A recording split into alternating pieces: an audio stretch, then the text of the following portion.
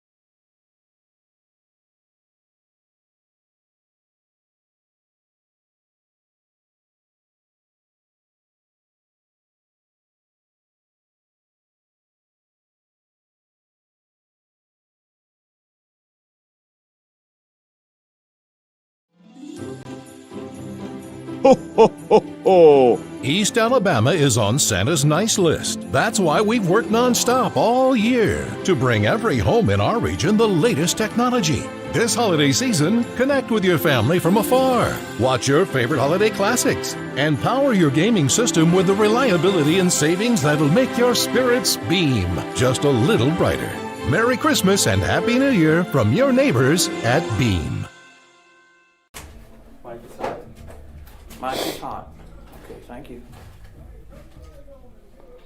Welcome, ladies and gentlemen, to the 2020 Class 3A championship game here at the Crampton Bowl, where our Glenwood Gators will take on Pike Liberal Arts. If you can see down on the field, they're about to come out on the field, both teams at this time. Gators will be in orange. Pike will be playing in a white jersey with red helmets. They have played once before this year. Final score on that game was Glenwood 26, Pike 7. I'm going to kind of turn it over to Ron in just a second and let him give you a little data and information on that game. We expect this game to be close. That's the reason we play them, as we said earlier. Gators are going to have to bring their game. They're not going to be able to sit back. This is one of the few teams that they have had to play a full 4 quarters in order to keep the game. Escambia Academy was one, and last week in the second round of the playoffs, we played a full 4-quarter game. So we look forward to having 4 full quarters of football here tonight. Ron, give us a rundown what we can expect and what we've seen in the past. Okay, well, thank you very much, Tim. By the way, for those wanting to know, make sure that you read the Phoenix Citizen, not Thanksgiving Thursday, but the week after. We have a special edition coming out for Thanksgiving, so anything that happens with this game will be the Thursday afterwards.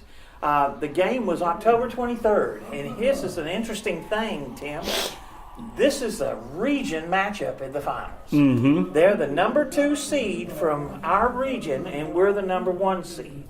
It was certainly a strong game, and the people that we are going to have to watch for Pike is their all-purpose quarterback, Mays White, number 2. Number 2 was their leading rusher with 71 yards, and he carried the ball 19 times. And he threw the ball for 180 more yards and a touchdown. And that touchdown went to number 11, Elijah Caldwell. And he caught 10 passes for triple digits total yardage and the only score that Pike had. The key is that Mays White also threw 2 interceptions. And that was certainly something that kind of thwarted it. You had mentioned before we came on the air that they had actually had Go ahead, keep going. They had actually had the game, they had the ball inside the 20 twice and did not score thanks to Glenwood's outstanding defense. We'll take a break now where we have a quick prayer, and we should have, I believe, we'll have the national anthem before the game.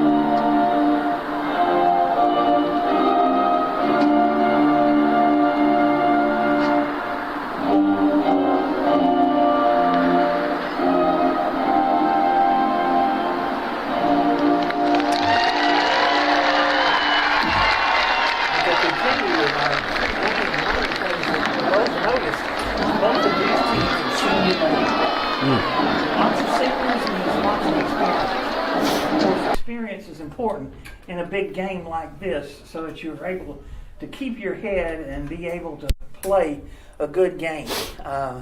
It looks like both teams with their 20 seniors are honorary captains, and they're about to get ready to have the coin toss. So we should have the coin toss momentarily. Both teams are getting ready to make the official come on onto the field. And Tim, I'll turn it back over to you. I appreciate that, Ron. Yep, it looks like we've got 20 on this side and 20. We got enough to play football just with the seniors. We could just have a senior bowl tonight, couldn't we, here at the Crampton Bowl? This, Glenwood will be led out on the field with their seniors. I'm not sure who the actual captain, it looks like number 3, Devin Denny maybe, but let's see. It does. Devin Denny will be representing the Gators tonight, and number 2, Maze White, quarterback for Patriots, will be representing Pike. Let's see where the coin toss goes. You know, the only thing about having so many seniors on these teams, that means next year is going to be a tough rebuilding year. I noticed we didn't have, but even for Glenwood, we only had a handful of juniors on the team, so that means we have a lot of underclassmen that will be expected to step up next year and play. We've seen some of those 9th graders this year that's come off that tremendous JV team that we had this year. We saw them step up and play in some of these games. So they're already getting some seasoning in due to the fact that Glenwood has been able to manage their games by halftime a lot of times and gives the younger guys the opportunity to get in and get some playing time. I think that's real important. Well, you're absolutely right. They just had the coin toss. Yep. And we'll see what the call is. Looks like they defer. Glenwood will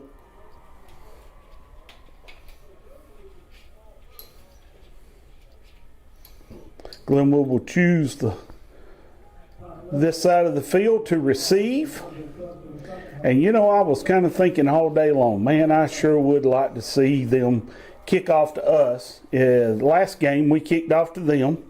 They turned the ball over pretty quick shortly after that, but I would like to see the ball land into one of our tremendous special teams guys' hands, and let's see what we can start off with this game. Kind of put a hitch in them real quick and early. Whether it be Sinclair or whether it be Harris, either one of them deadly if they get the ball in their hands and get loose. That's one thing about the Glenwood offense that's happened all year, and I think we've mentioned it many times, is there is not just one player on this team that's able to score. And that's what's been so wonderful about their defense. Their defense, Glenwood's that is, has to be on the field a lot because their offense is a quick strike offense. And they've got people with double digits in touchdowns. And they've got people with multiple touchdowns on the defense too, and multiple kick return touchdowns. So let's see what happens. I do believe that it'd be really nice to see if they got that ball in A.J. Harris's hands or Jamie Sinclair's hands, what he could do with that initial kickoff. And you know, Ron, you classify Glenwood as a quick strike offense, and most of the time when you think about that, the first thought in your mind is they throw long passes. But that is not the case. Glenwood strikes quickly, but it's usually off of a run, even a run read by the quarterback, and he will hold it himself and break it loose. Jackson Griner actually ran about a 60-yard touchdown against them the first game, and it was called back for holding early in the game. So we are capable of breaking one, whether it's Jackson Griner, whether it's Robichaud, whether it's Sinclair, whether it's Harris catching a pass, or even Beecham. All of them are deadly if they get the ball in their hands. So the Patriots are lining up to kick off. They'll kick off from the 40-yard line back deep. We've got number 2, A.J. Harris, number 19, J. Sinclair. Now the question is, will the Patriots kick the ball to them, or will they try to avoid it? And, you know, last week they tried to avoid them. They kicked the ball over, and I believe it was Bentz picked it up around the 40-yard line and took off running with it. So even our upbacks are dangerous if they get the ball in their hands. So they kick it deep, and it's going into the end zone. So we'll won't run that one out, but we will start on our own 20-yard line, first down and 10 here in the 2020 AISA Class 3 championship game. That's one thing that Glenwood has been outstanding on too, is their kickoffs. They have more than one, but I'll designate him the long kicker. Ethan Crawl has half of his kickoffs have gone for touchbacks for the year. All right, let's see what the offense does. We got number 9, Jackson Griner, in the backfield as quarterback. We got number 7, Robichaud, beside him. Here goes the play. We've got motion going. Robichaud's I know he's going to fake Robichaud. He's going to keep it himself. Griner's going to pick up about 13, 14 yards on that one. Let's see where they mark him down. Looks like they're going to give him about 13 yards. If you remember, watched a lot of the film today, and Jackson Griner really hurt them real bad in that first game just by running that same play. They had a hard time stopping that play. I believe you told me earlier he had 101 yards. 101 yards. Robichaud had 102. Guys, it's hard to beat a team that has 2 rushers 100 yards apiece. There's a handoff to Robichaud up the middle. He bounces it out, but he picks up about a yard before they finally pull him down. Didn't get much off of it. Sometimes you sit and go, well, that didn't run as well, but you know, Coach Gibson does a good job of putting a balanced game attack, running, and let's see what they're going to do, how they're going to cover. Hey, that was first down. We picked up a yard. Let's see what we do on the next play. It's looking like the linebackers are actually kind of favoring wherever Robichaud goes, and that's their major thing. They don't want him to hurt him. There's a pass to the middle. That is Beecham with the ball. He's going to take it, and he's going to get close to a first down, and they do mark him. Mark him just past the first down marker. We're going to call that a first down and 10 on the 43-yard line for the Gators. Well, they haven't moved it yet, though, Tim. I thought maybe they... Oh, he just gave it. Yeah, he just gave it. He knew you were going to be right. I gave him he looked up here, and I gave him the motion. If he can see this far, I tell you what, he's got better eyes than I do. So the Gators back, single back set. Robichaud in the backfield. There it goes. He's going to hand off to Robichaud off the right side. He bounces out, ladies and gentlemen. He's got Green in front of him, and he is going to be brought down by number 25 around the 21-yard line of the Patriots. Now, that was number 2, Mays White, who come across on an angle and made Robichaud change his direction and allowed number 25 to actually make the tackle. That was Casey Bradford, but Robichaud picked up how many yards? 36 yards on that run. Takes it down to the 21-yard line. Gators are dangerous when they get inside the red zone. Have not had very many disappointments at this point. There's a snap, and Griner's going to keep it himself. He's going to get 5, and he's going to come down about 7 yards. So he gets 7 yards, and somebody gets the referee. That's the lick that you always wanted to get in a ball game, wasn't it?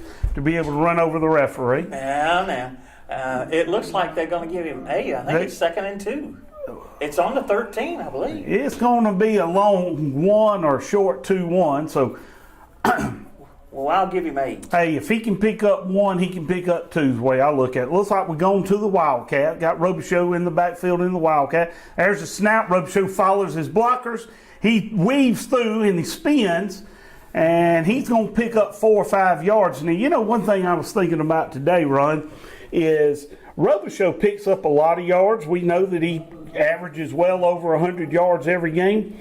But how many of those yards are after initial contact? If you really went back and watched some of his films, I believe you'd be impressed at, I'd be willing to say that, a good 80% of his yards are after initial contact. Well, it's 1st and goal, and then, of course, they're their thing is they want to get that ball in the end zone. He hands off the Robichaux off the left tackle. Robichaux gets 5, and they meet him down around the 5-yard line. We're going to give him 4, move him to the 5-yard line. Be second down and 5, goal to go.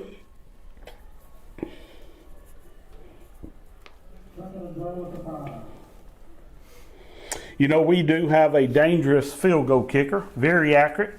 Hope we don't have to pull him out and use him right here. I hope we can punch this one in.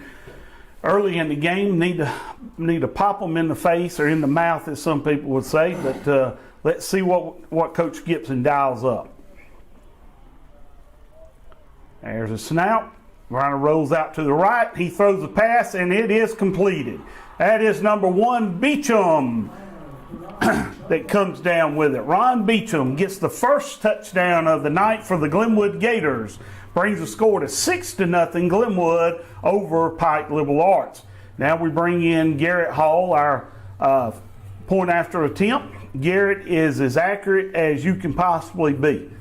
I believe last game he actually had a kick blocked, but we don't put that on him. That becomes on the line. There's a snap, there's a kick, it's up, and it is good. And I say the last game, I meant the last when we played Pike the first game. He actually had a field goal attempt block, point after attempt block. So, but Garrett does not miss if the linemen will hold their blocks. So that makes the score 7-0. 7 minutes 35 seconds left in this ball game, and the Gators have put the first points on the board. So we started that one on the 20-yard line. How many plays? That's 80 yards and 8 plays. I'd say that's about average. Yeah. That's about average for us. 8 plays, 80 yards. You can't ask much better than that. That's almost 10 yards a play. So Gators will kick off. As Ron was saying earlier, we actually have 2 kickoff options. We have Garrett Hall, who is our field goal kicker, who will a lot of times he will line up, but also Ethan Crow, Crawl, who is a lone kicker. And it looks like Ethan's going to kick this one. And the purpose is going to be to try to get it to the end zone. He catches it on the 2, and he's going to bring it up. He's down to the 20, 25, 30, and they're going to tackle him around the 31, 32-yard line. But Glenwood does have the capability of pooch kicking with Garrett. You just never know what they're going to do. So the Patriots will start their first series of downs, first down and 10 on their own 32-yard line. Let's see what they dial up. Is that number? No, that's number 6 coming out wide. I was going to say, why is Mays White coming out wide? But that's number 6, Aaron Greenwood out wide. Mays is in the backfield as quarterback. They run a very similar offense as the Gators do. They're going to go long, and we're going to get a flag right there. Yep. That's going to be pass interference on the Gators. I'm not sure that it was. I think they got their feet tangled up, but still and yet, that's the call. So it will give them a first down, move the ball. Yeah, this is high school, so the thing that they do that is they get 15 yards and an automatic first down. They don't get where the penalty took place. That'll move the ball up to about the 47-yard line. Correct. Glenwood gets tough when they get around their 50-yard line. It's something about the 50-yard line, they hunker down, play tight ball. I'm not sure about that play, but hey. Well, it was pretty obvious. He did trip him, and the thing is that I think if the receiver had not had inside, position on him, right, they wouldn't have called. But yeah, he did have inside position, and when he got tripped, that was it. There's a snap. He hands off to number 11, but he is met in the backfield. And he is brought down by a couple of hostigators, but I believe that was going to be, yes, sir. That is going to be the B.J. Snellgrove that's going to get the credit for the tackle there. I think that was 20 that carried the ball. I think he handed it off to 20. And number 20 would be Cam Baker. Anyway, it's a 3-yard loss. That's the kind of thing we like to see. That brings up 2nd down and 13 for the Patriots. There's a snap.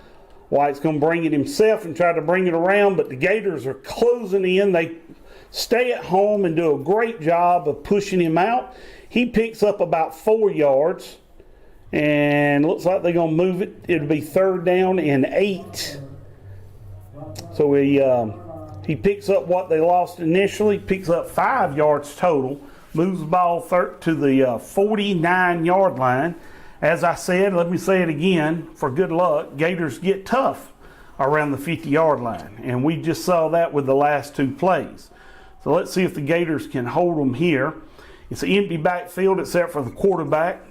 Mays White is back. We're going to be looking for a pass. There's the snap. Gators, he throws it out wide. Gators are going to get him before he gets a 1st down. He's going to pick up about 6 or 7. There's a flag. But there is a flag on the field. That is usually in a position of a holding call. So we'll see what the call is. Holding, offense, and that's going to back them up. We will take that penalty, I'm sure. I actually didn't see who caught the ball because I was checking to make sure that I was correct, that was a flag down. They are going to take the penalty, so it's negated the pass anyway.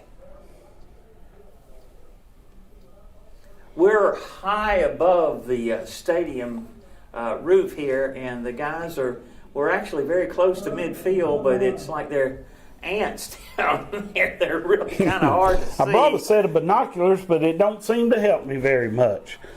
So we've got 3rd down and 20 yards here. Patriots drop back to pass, going to throw a long one, and almost intercepted. That was number 2 of the Gators. A.J. Harris, who liked to have pulled that one down. AJ is dangerous if he catches one on the run. He would have caught that one where it was, but they will kick the ball away. Number 7 is their punter. That is Scott Taylor Renfro. He is also their field goal kicker, but he will kick this one away. Watched him pregame, and he does a good 40-yard, 50-yard kick. We'll see how far he kicks this one. Got number 2, A.J. Harris, back to receive. And it's kind of end over end. It's going to roll out of bounds about the 30-yard line. Let's see where they mark it. On the 31-yard line. So Gators will take over for their 2nd series of downs. 1st down and 10 on their own 31-yard line. And you could tell they were definitely trying to keep that ball away from our return men. Not a bad move. If I was coach, I'd do the same thing. They are dangerous if they get it. So the Gators come to the offensive line. You've got Griner in the backfield as the quarterback. You've got Robichaux in the backfield with him. There's Beecham with a fake, and he hands off to Robichaux off the right guard. Robichaux's going to pick up about 3 or 4 before they hits a host that finally brings him down. Looks like they're going to mark him about the 34-yard line. That'll be 3 yards.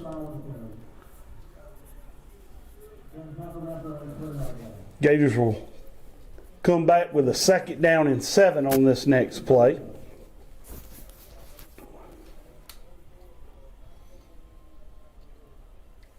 Sometimes when our guys only get 3 yards a run, you're almost disappointed because we've been so used to them breaking the runs loose. But that's okay. If you can get 3 yards every play, you can do a good job of moving As that ball. As quarterback keeper, Griner gets met in the middle. He's going to pick up about a yard before he's brought down. What's a big 3rd down for Glenwood? 3rd down and 6. But you know, Ron, a lot of times you think offensively 3rd down and 6 is a pass, automatic pass for most offenses. 3rd down and 6 is is an easy run a lot of times for the Gators. It's according to what Coach Gibson feels like he's gotten set up. It's those little 3-yard runs and those keeps. And there's a snap we're going to throw out in the flats. And it is picked off, and it's going to be taken back for a touchdown, ladies and gentlemen. It was deflected by number 2, A.J. Harris, out in the flats. Now, I'm sorry, that was Kai Robichaud that deflected the ball and picked off by the Patriots and taken back for a touchdown. So the Patriots put 6 points on the board with their defense. And the ball was deflected, and that's the worst thing that could happen. I'm not sure, again, it's hard to see, but it looked like it was 29 that was intercepted the ball. But we'll check that. I don't think they even have a 29. So there's a snap, there's a kick, and it's good. No, sorry, it's 24, not 29. They have and a 24. And the Gators? Do they? No, they got a 25. Well, we'll see. It's 3:34 or 3:43, and extra point ties the game. So score 7-7. Here, 3 minutes and 43 seconds left in the first quarter. Got a good one here going on. I told you we was going to look for a tight game. We're going to have to play 4 quarters. So our professional cameraman says he's pretty sure that was number 4 that picked that deflection off and ran it in. So we're going to go with that because I honestly could not see it. But it's a 7-7. That's what championship games are made of, is adversity. And let's see what we can do. That's only, by the way, Tim, Jackson's 5th interception of the year. Patriots will kick off. We've got A.J. Harris and Jay Sinclair back deep. Ball will go into the end zone again. Gators will start off this time on 1st and 10 on their own 20-yard line. Be interested to see what Coach Gibson dials up here. You know, a lot of times when you throw an interception, one of the first things you want to do is build that quarterback's confidence right back up. So let's see if he puts the ball in the air soon here, or if he goes back to the bread and butter of him and Robichaud running the ball. So, well, that was tough. That was Glenwood's first 3rd down to try to get a first down, and it turns into 7 points for Pike. That's not what you want to have. There's a snap. Fakes it, Robichaud. He's going to run off the right side. He's going to pick up 5, 6, 7. They're going to bring him down on the 27-yard line.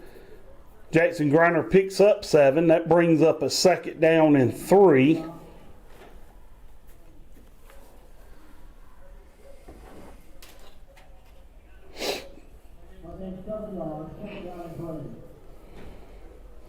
Griner comes in with the play.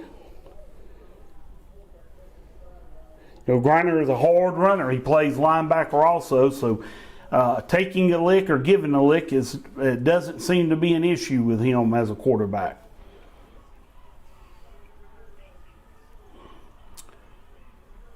There's a snap.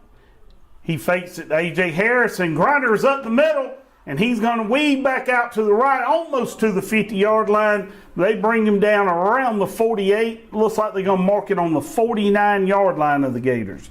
Picks up 22 yards on that run play. You know, you said it earlier, and I just want to, it looks like they are really keying on Robichaud.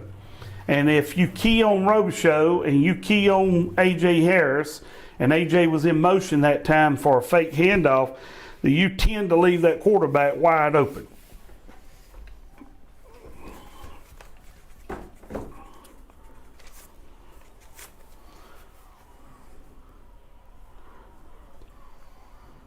There goes A.J. in motion. He hands off to A.J. around the left side. Oh, we got a hanky. A.J.'s going to pick up a few yards, but it's going to be brought back.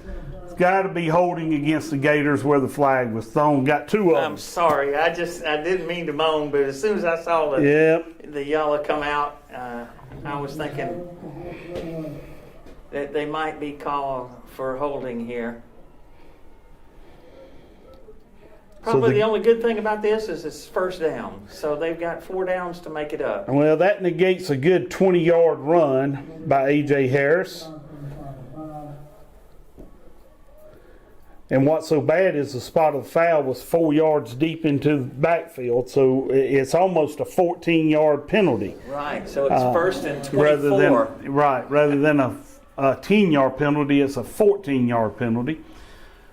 So that will bring up first down and 24 yards.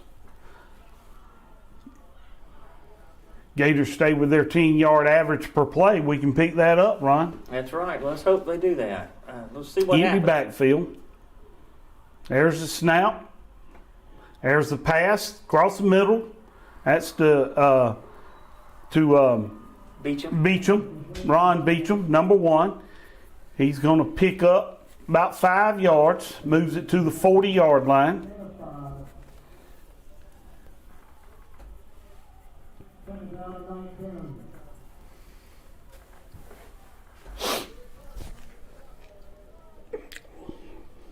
I like the 5-yard passes, but I like it when we're first down and 10, not first down and 25. All right, so we are second down and 19 at this point. There's a snap, and he's wide open. He's wide open. And there he goes. Mr. Beecham has another one. Ron Beecham, the man of the night for the Glenwood Gators so far. That's the 7th touchdown of the year for Ron Beecham, but he has 2 of them right here tonight in the championship game. So that was on the... they were on the 40, so they were it's on a the 40-yard line, so that was a 60-yard touchdown reception between Jackson Griner and Ron Beecham.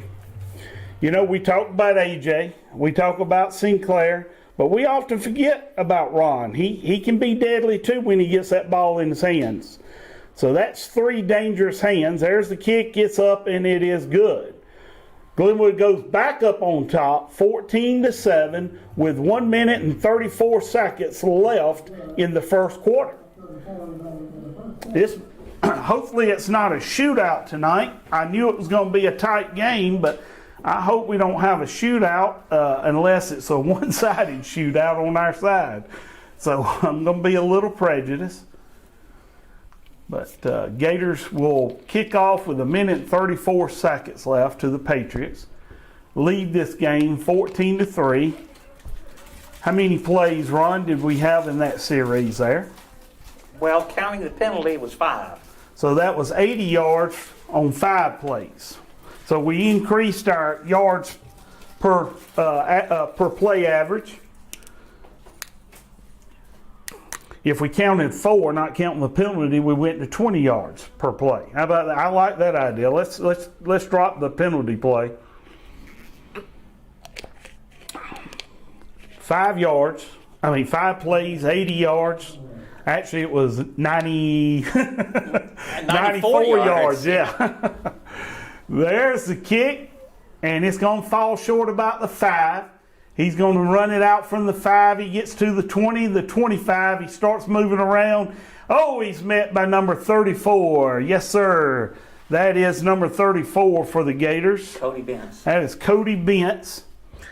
Cody I have talked about a lot tonight. Cody is one of those kids that decided he wanted to play football his senior year as an athlete, basketball player, a catcher on the baseball team, just an all-around athlete. He has really helped the Gators this year. That was our quarterback that ran the ball back too on the kickoff.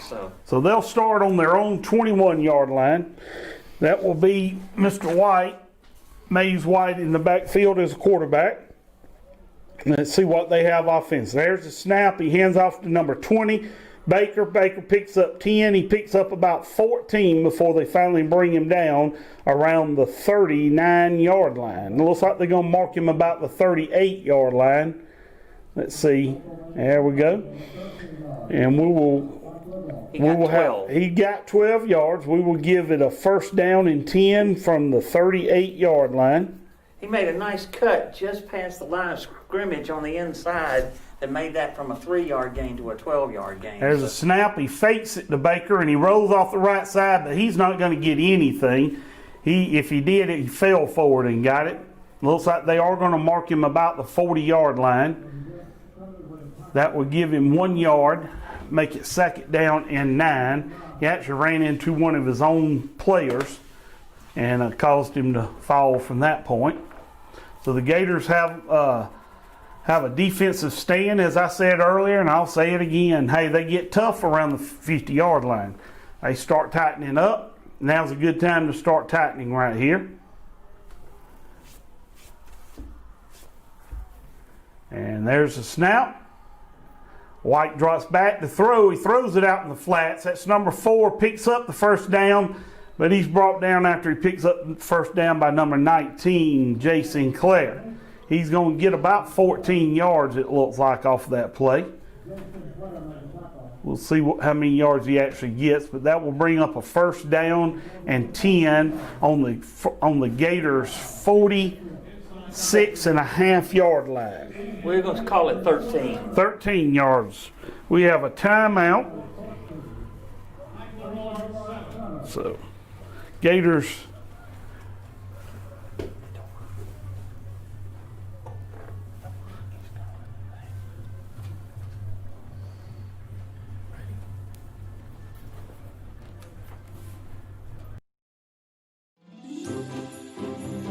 Ho, ho, ho, ho. East Alabama is on Santa's nice list. That's why we've worked nonstop all year to bring every home in our region the latest technology. This holiday season, connect with your family from afar. Watch your favorite holiday classics and power your gaming system with the reliability and savings that'll make your spirits beam just a little brighter.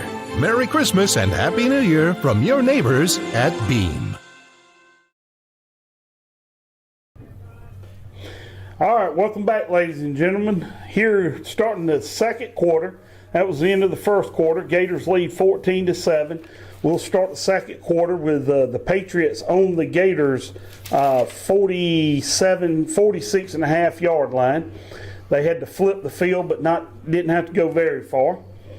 So, as I said earlier, Gators tend to tighten up around the 50-yard line. So this is the area where we should see the Gators start playing a tough defense. It is 1st down and 10 for the Patriots. You've got Mays White, number 2, as quarterback. You got number 20, Baker, in the backfield as a running back. Gators are 3 front. They're showing a blitz, and the pass is out in the flats. Gators respond to it quickly. Let him get a yard or 2 more than he should have, but they bring him down after he gets about 3 yards. Let's see. Looks like 1, 6. 2. We'll give him 3 yards. That was number 6, it looked like, Aaron Greenwood. All right, that was number 6, Aaron Greenwood, on the reception. Gators hold them to about a 3-yard gain, and we'll call it 2nd down and 7.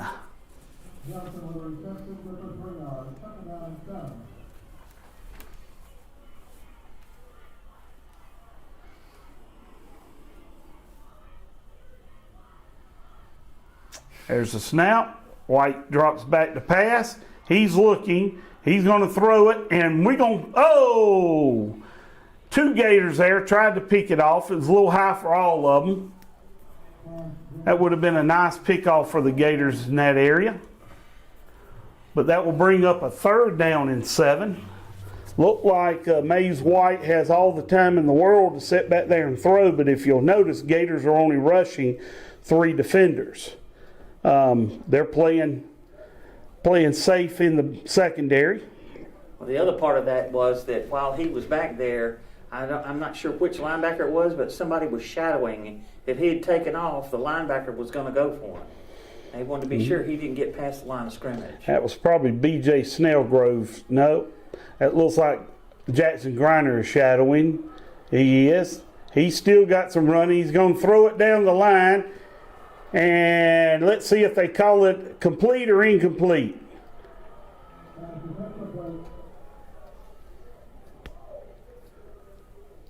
They call that incomplete.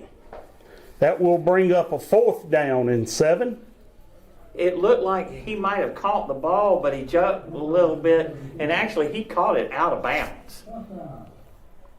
So it would be 4th down and 7. Let's see if the Patriots are going to punt this one away or if they're going to go for 4th down here. Like I say, he may have bobbled that a little bit, but he It is definitely caught dangerous it. to turn the ball over to Gators at midfield.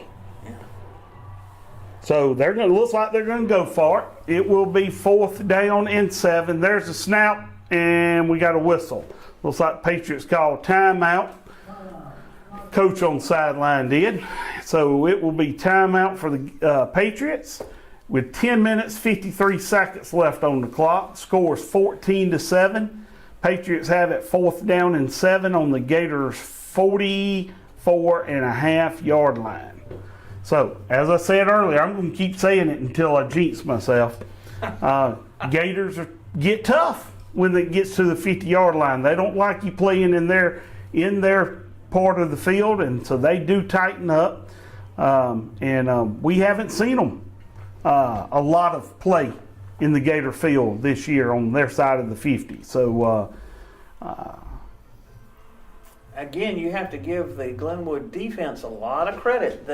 Pike's touchdown came on a turnover. Their offense has not generated a touchdown yet. They've gotten a couple of nice gains on a couple of pass plays and one good run play, but they don't have, they are not able to break away like Glenwood's guys have. Well, in the first game, the Gators held them on the 5-yard line, turned the ball over on 4 downs, and turned it over on 4 downs again inside the 20-yard line later in the game. So their defense does get credit for a lot of their wins. They're going to be rushing 5. Pass across the middle is completed at the 30. That's number 11, Elijah Caldwell, who catches the pass.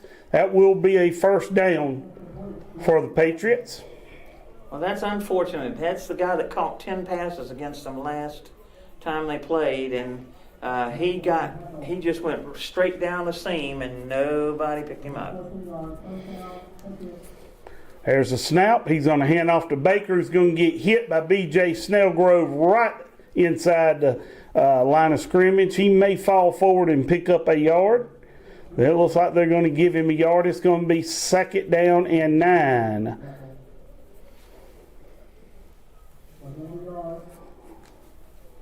Patriots will come to the line of scrimmage with 2nd and 9. That is new running back. That is Wise, and that is number 16. Is that who's in the backfield with? Aaron Greenwood. Aaron Greenwood. Let's see, right over here on the right. He's going to throw to the end zone corner, and it is incomplete, but we are going to have a flag, and they're going to call pass interference on Jay Sinclair. Didn't look like Jay was going after the ball. Receiver had position on him. So they will pick up a 1st down, move the ball 15, and they will be inside the Gators' red zone.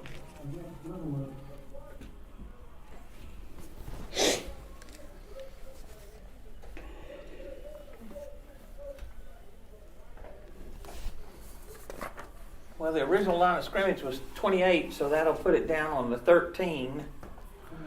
It will be 1st down and 10 on the 13-yard line.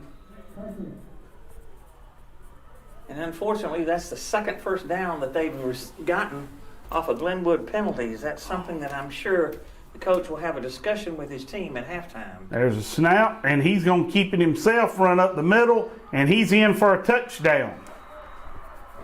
Patriots do score a touchdown on the Gators. Brings the score to 14-13. And I'm sure they will go for the point after attempt here.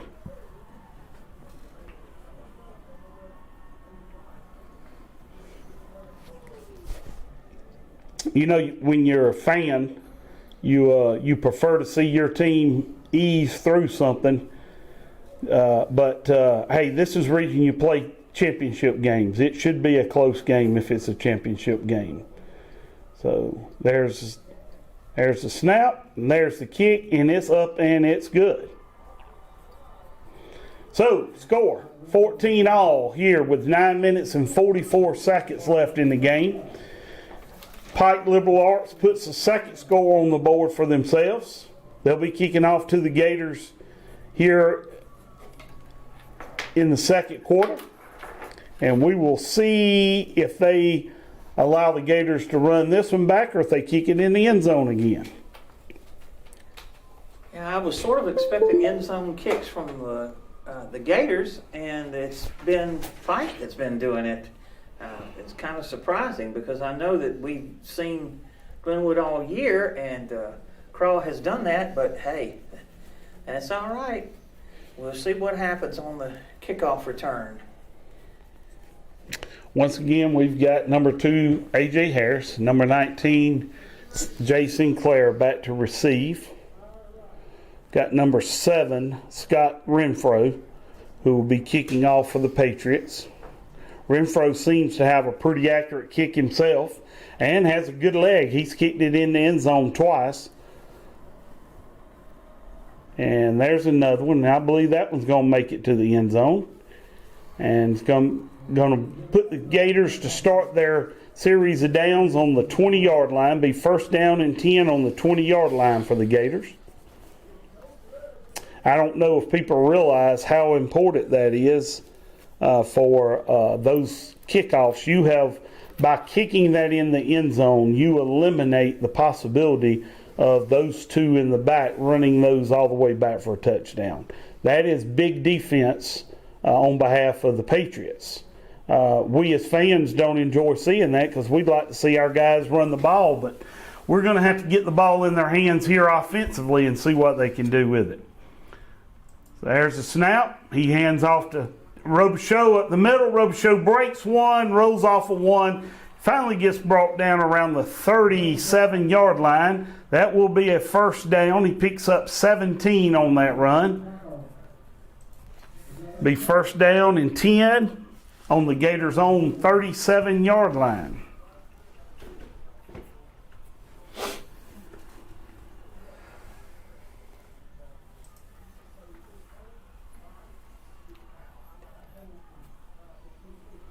He was hit pretty close to the line of scrimmage and still picked up 17. That goes to that after contact point I was making earlier. There's the pass out in the flats. He catches it, and he's brought down. That is number 2, A.J. Harris on the reception. Had to kind of make an acrobatic catch to bring it down, but he does. Great hands. Excuse me. That will be a second. It's looks close like to a first down. It looks like they are going to call it a first down, so that will give him 10 yards. That will give us a first down and 10 on the Gators' 47-yard line. What I like is they are allowing Griner to throw the ball if he sees that that's the way to go and not worry about that tipped interception, which that can take the wind out of your sails sometimes. There is a whistle. We call timeout. Gators call timeout before the snap. That's their first. So each team has taken a timeout here in the first half to talk over strategy. So 8 minutes and 43 seconds left on the clock. We have a timeout here. The score is 14-all. Gators have the ball driving on their own 47-yard line. They started on their 20, and that 3 plays. We've had 3 plays and moved it to the 47-yard line.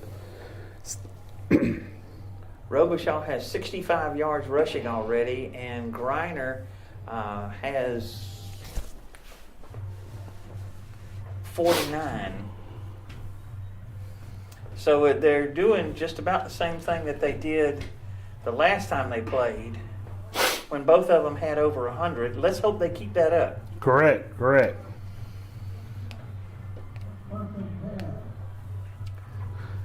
So Gators come to the line of scrimmage. There's a snap. There's a handoff to Robichaux off the right guard. He's going to pick up 4 or 5. Be brought down around the 48-yard line of the Patriots. That'll give him 5 yards. That'll bring up a second down and 5.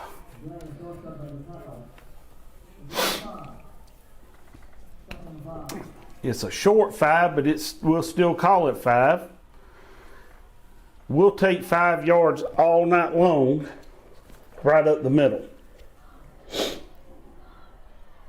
There's a snap. He hands off to Robichaux again off the left guard. He's going to pick up about 4.5 yards. Let's see where they actually mark him. This one marks him around the 44. The other one started marking him around the 43, but they moved it. It's going to be on the 44. It's going to be shy 1 yard of the first down. Make it 3rd down and 1 for the Gators.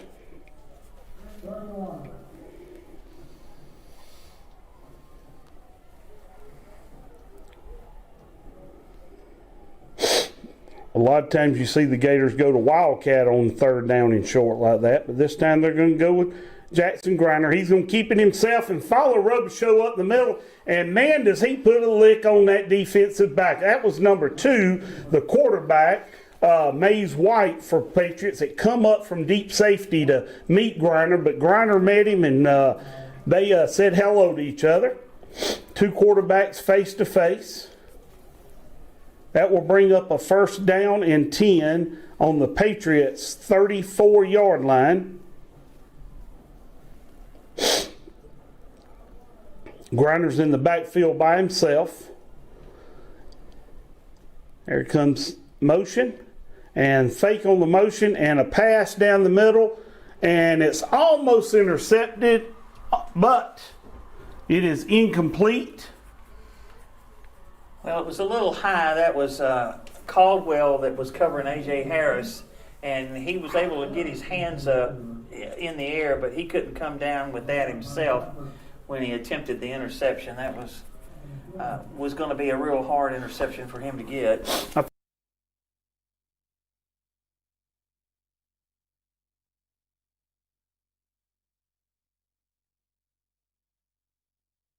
Moved off the field. I noticed that was 15, not 11. Okay. Well, certainly he made a good play. There's a snap. He fakes it to Beecham. He comes back off the left side. He's just going to step out of bounds. I hope he stepped out after he got the 1st down. He's close. And looks like the coaches are upset about something. I don't know if it was him stepping out too early or somebody not getting their blocks up the middle. And I think he's fussing at the lineman. So this will bring up 3rd down and a very short inches, football length basically. So we have Griner in the backfield with Robichaux beside him. There's a snap. He's going to follow Robichaux up the right. Right behind him, Robichaux makes a good block on the linebacker, and we're going to pick up at least 6 or 7 yards off that one. It will be 1st down and 10 from the 18-yard line. Gators are just driving this one down the field. Had a few more plays this time than we have a pass. Let's see. 1, 2, 3, 4, 5, 6, 7, 8. This is the 9th play of the drive. All right, so we have 8 plays so far. Last time we had 5. First time we had 8. So we are on the 9th play of the drive. Started on our own 20. There goes Beecham in motion. There's a snap. He hands off to Robichaux up the middle. Robichaux breaks 1. He breaks 2, and he will be in the end zone for a touchdown. That is number 7, Kai Robichaux, that picks up 6 points for the Gators. Puts them back up on top, 20-14, here with 5 minutes and 58 seconds left in the 2nd quarter. And the one thing that we've seen is that it looks like that the Patriots do have a good offense and they can move the ball, but they don't have a defense that can really, can contain Glenwood, but they cannot stop them. There's a snap, kick in, it is good. Gators up 21-14, 5 minutes 58 seconds left in the 2nd quarter. So the Gators will kick off once again to the Patriots. Now remember this also. We threw an interception way back deep in our territory. They picked it off, run it back for a touchdown. We give their defense credit for that. But other than that, their offense has not been able to put 7 points on the board. So we will see if the Gators can hold their offense once again here as they did earlier. They've only got one offensive touchdown, and certainly we'll give Mays White the credit for that, because he did have a nice run and a couple of nice passes that got first downs out of nowhere, but we'll wait and see. Pass interference down here in the end zone didn't help us. No, it did not. So That's a good point, too, because that set up the 1st and 10 on the 13, and then White runs the very next play for a touchdown. Okay, maybe we'll get one in the end zone this time. Looks like Crawl's going to kick again.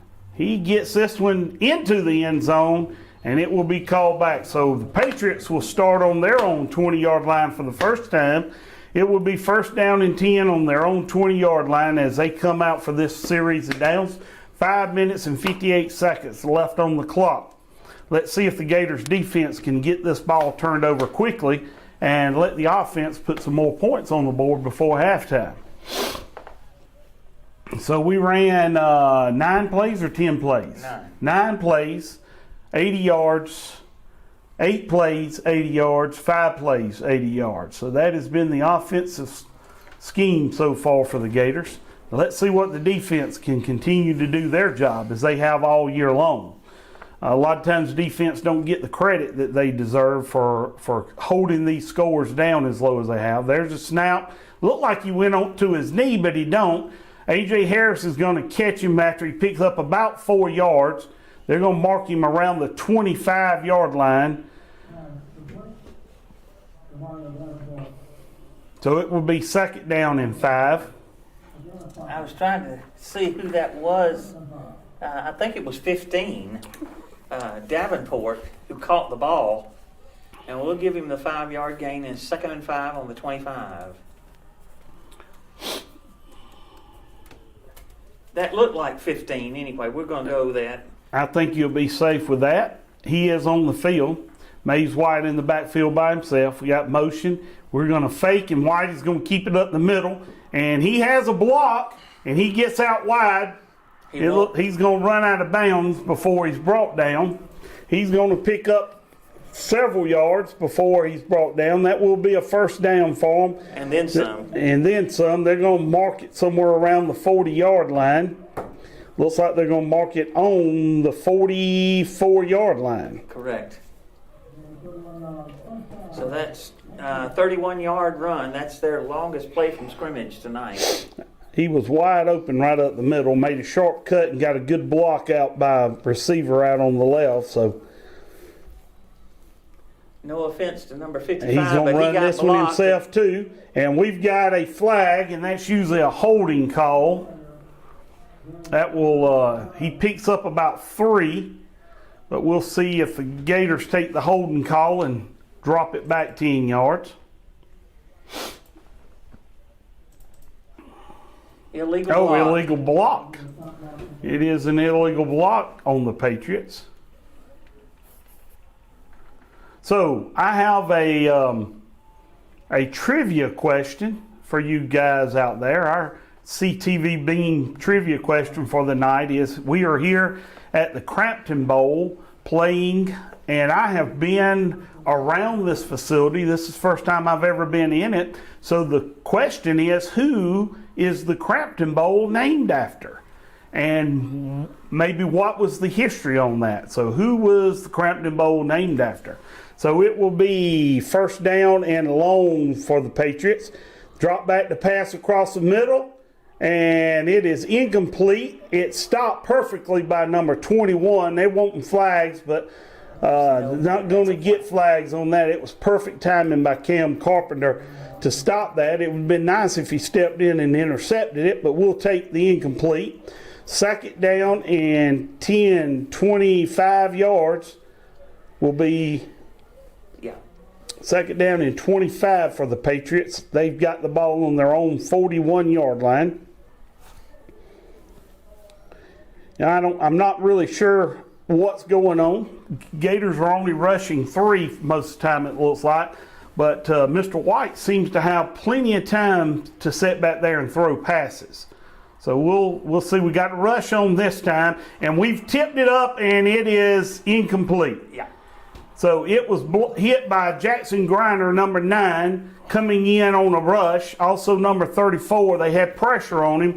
Vince had pressure on him. He throws the ball. Jackson jumps up and tips it away. It'd been nice if we could have picked that one off. About the same location they picked ours off. So that will bring up a 3rd down and 25. Just about the time I asked about pressure on the quarterback, we got it.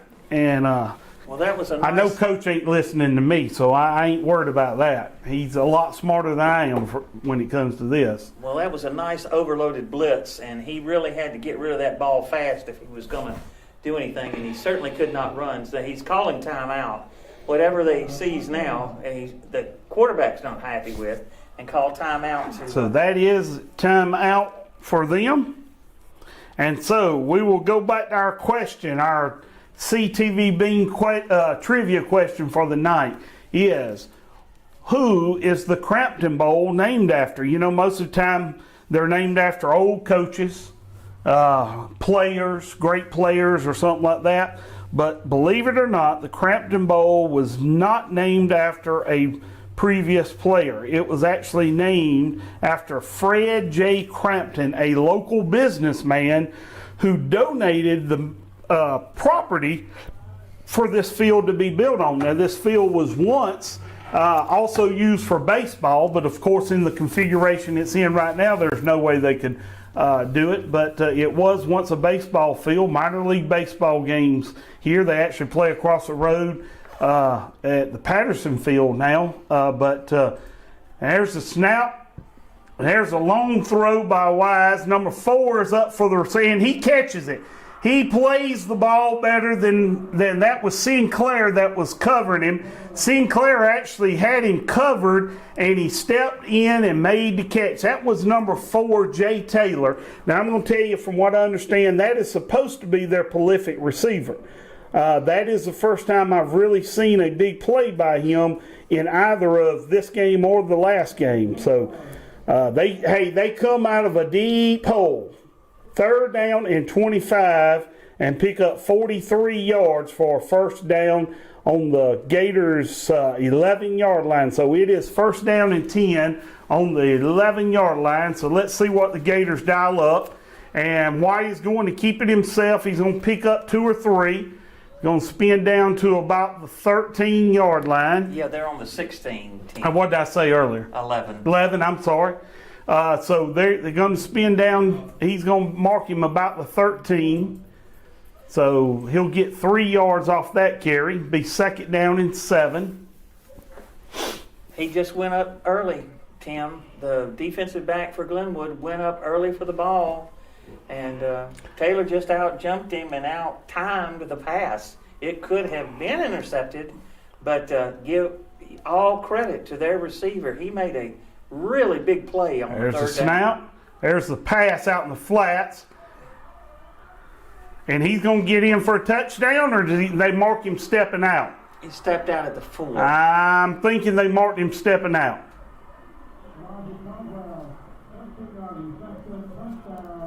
They say it's a touchdown. They say it is a touchdown. I thought the referee stopped on the 4, had his foot on the sideline. I thought he was marking it. But they called touchdown. So Pike comes back with an offensive touchdown. 6 points. Makes score 21-20. They'll set up for the point after attempt.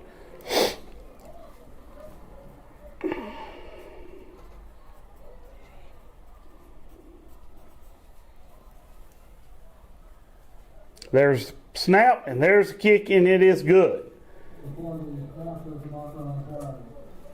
Let's see what the marker on the play is.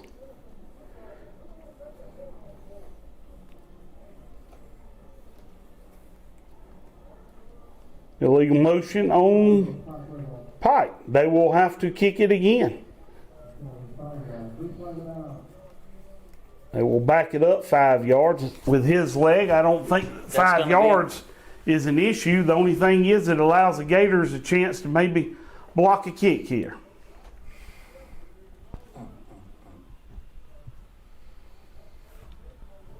there's one thing about putting points on the board and getting them taken off. That's very deflating. So Renfro will line up to kick again, this time again for the point after. There's the snap, there's the kick, and it's up and good again. So that is 21-21. They tied up here with 3 minutes and 7 seconds left in the second quarter.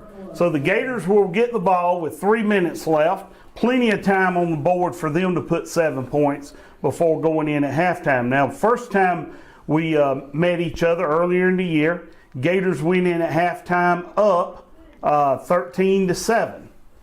And so this time the Gators are 21-21. So we will see if the Gators are capable of driving one more time in this second quarter. Ron said it earlier that they may contain the Gators, but they're having a hard time stopping them. So let's see if the Gators can keep that alive and keep that drive going and score here with just over 3 minutes left in this second quarter. Renfro back to kick the ball. He has kicked it in the end zone the last 3 times. 4 times. So there's the kick. That one's going to be short. So we're going to have a chance. Oh, no. We catch it and slip. Sinclair slips on the 3-yard line. And the Gators will have to take this one 97 yards. It was A.J. Harris that slipped. Number 2. Number 2, A.J. Harris moves to his right to catch that one and slips. His feet just slid right out from under him. Almost like the turf was wet or something, but we haven't had any rain. Might be a little dew from this cold weather. So the Gators are kind of starting their own end zone on the 3-yard line. We'll give the turf monster that tackle.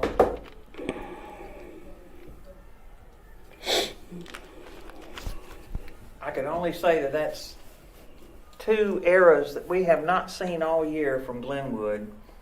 And hopefully the second half they're going to get that out. There's a snap, and Griner's going to keep it, and he's off the right side, and he's going to pick up a first down, jumps out past the 20-yard line, going to be pulled down on the 22-yard line. So the Gators get themselves out of the deep hole, about where they should have probably started to begin with. So now it is first down and 10 on their own 22-yard line. Nice run by Jackson Griner, but you know he was already 20 yards deep before anybody ever made contact with him. He was around the 20-yard line, so about 17 yards into the run before he ever got touched. So the Gators will start here first down and 10 on their 22-yard line. And A.J. Harris around the left side, and he stays on his feet and he's dancing. Does he get out? Oh, no, they finally, and now we might have a flag. We do. That was a late hit by the Patriots. I can't really read his number. It looks like 52. It may be 62. So it's either, it's going to be Avery Erzenberg. We're going to give him credit for those 15 yards because that will tack on 15 after we picked up about 25. It will be a first down. They're marking the where he went out of bounds. I think they're marking it out at the 46, and then it's getting 15 yards from that. All right, so we will move into Patriot territory. So AJ got 24 yards on the run, and then we get the 15-yard penalty against Pike. That will bring up first down and 10 on the Patriots' 39-yard line.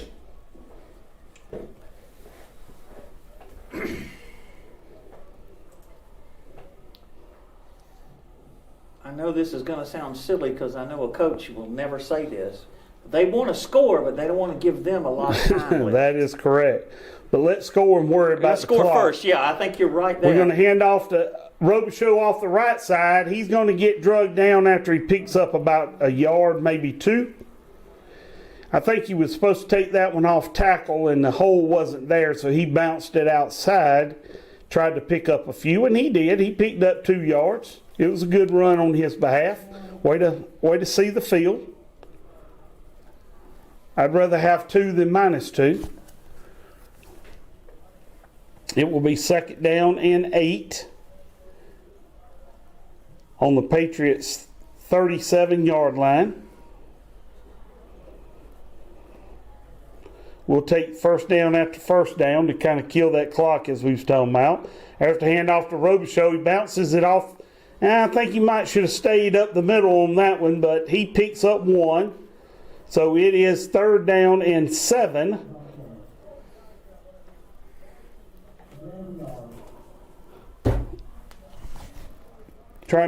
Sometimes we try to do a little bit too much. We got 1 minute, a little over 1 minute left to go in the And half. counting. And Gators will put this one in the end zone, hopefully, and we will go in up a touchdown. Clock is still ticking. There's a snap. He's going to hand off to Beecham. Beecham goes nowhere. They drop him for about a 3-yard loss. They were waiting on that. And that's going to bring up 4th down and 10. And I believe this is probably a timeout by the Patriots, and this is probably going to be 4th down territory for the Gators here. So it will be 4th down and 10 on the Patriots' 39-yard line. And I got money that Coach Gibson's got a good play dialed up in his back pocket for this exact situation right here. You know, hey, let me go against, don't get jinxed. Usually when the Gators lose yardage, they have a big play right after it. So I've got to put that out there so maybe we can break this. This might be the big play after the little loss. So There is one important thing. That was their last time out. So even if there's a turnover on downs by Glenwood, which, of course, I have not been to the out-of-town games, but I do not remember them turning the ball over on downs by the first-team offense this year. no, I do not recall one. I'm not going to say it's not, but I do not. I remember us holding a few, Yes. but not turning it over to ourselves. And it did happen with the backups in. Coach is trying to get the Gator fans into this one, trying to get them up, get them rowdy. Gators have this from 4th down and 10. Looks like we're going to go. I have a buddy of mine says to run the ball on the wheel route. And I tell you what, if there was anybody I'd listen to, it would be him. We throw it to the end zone, but it is defended there at the end zone. That was Beecham that we were throwing the ball to. So the Gators will turn it over on 4th down to the Patriots on the 39-yard line. Yeah, I had a good friend of mine who's a local coach at home who just texted me and said, throw a wheel route. And I tell you what, if I would listen to anybody when it went to calling plays, that would be one person I'd listen to. He has been very successful with his teams, and I hear you, Larry. That's all I'm going to say. I hear you. I think you might have had a good play call there. But so the Patriots have 28 seconds with no timeouts left here to see what they can do. Glenwood rushing 4, throws it out in the flats. He's going to get out of bounds. That is number 11, Elijah Caldwell, who receives that one, gets it past the 50 to the 49-yard line. That took 7 seconds off the clock, 21 seconds left on the clock. Last thing we want to do is turn it over to them with, and let them score on us with a few seconds left. But, hey, that's the reason you got to play the game. That's the reason you got to make the plays. So White's in the backfield. Looks like he's got number 15, Mario Davenport, back with him. He's going to keep the ball, make a throw out in the flats, But that's going nowhere. Ron Beecham has him. They're going to blow the whistle. Good call. Good call, ref. You don't want that guy hurt. That's right. So, looks like he's going to lose 3 yards on that play. And going to be no time left on the clock for them to run another play. So, halftime going in. Score 21-21. Tied here in the Class 3A championship game between the Glenwood Gators and the Pike Patriots. We will take a break here at halftime. We will come back with some data, some stats and updates, and maybe our prediction on what we need to do differently. So with that being said, we'll see you in the second half.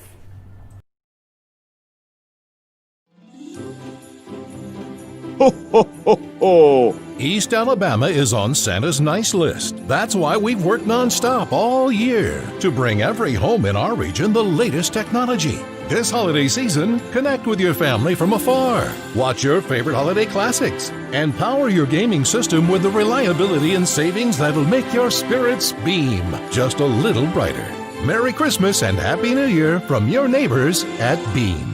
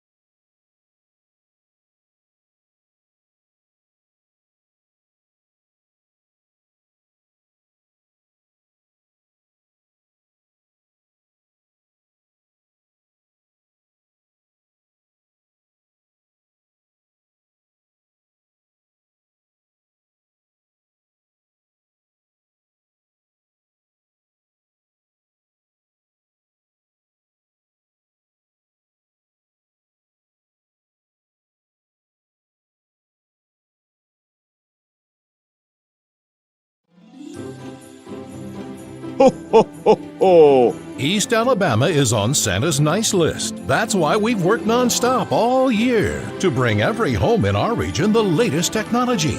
This holiday season, connect with your family from afar. Watch your favorite holiday classics and power your gaming system with the reliability and savings that'll make your spirits beam just a little brighter. Merry Christmas and Happy New Year from your neighbors at Beam.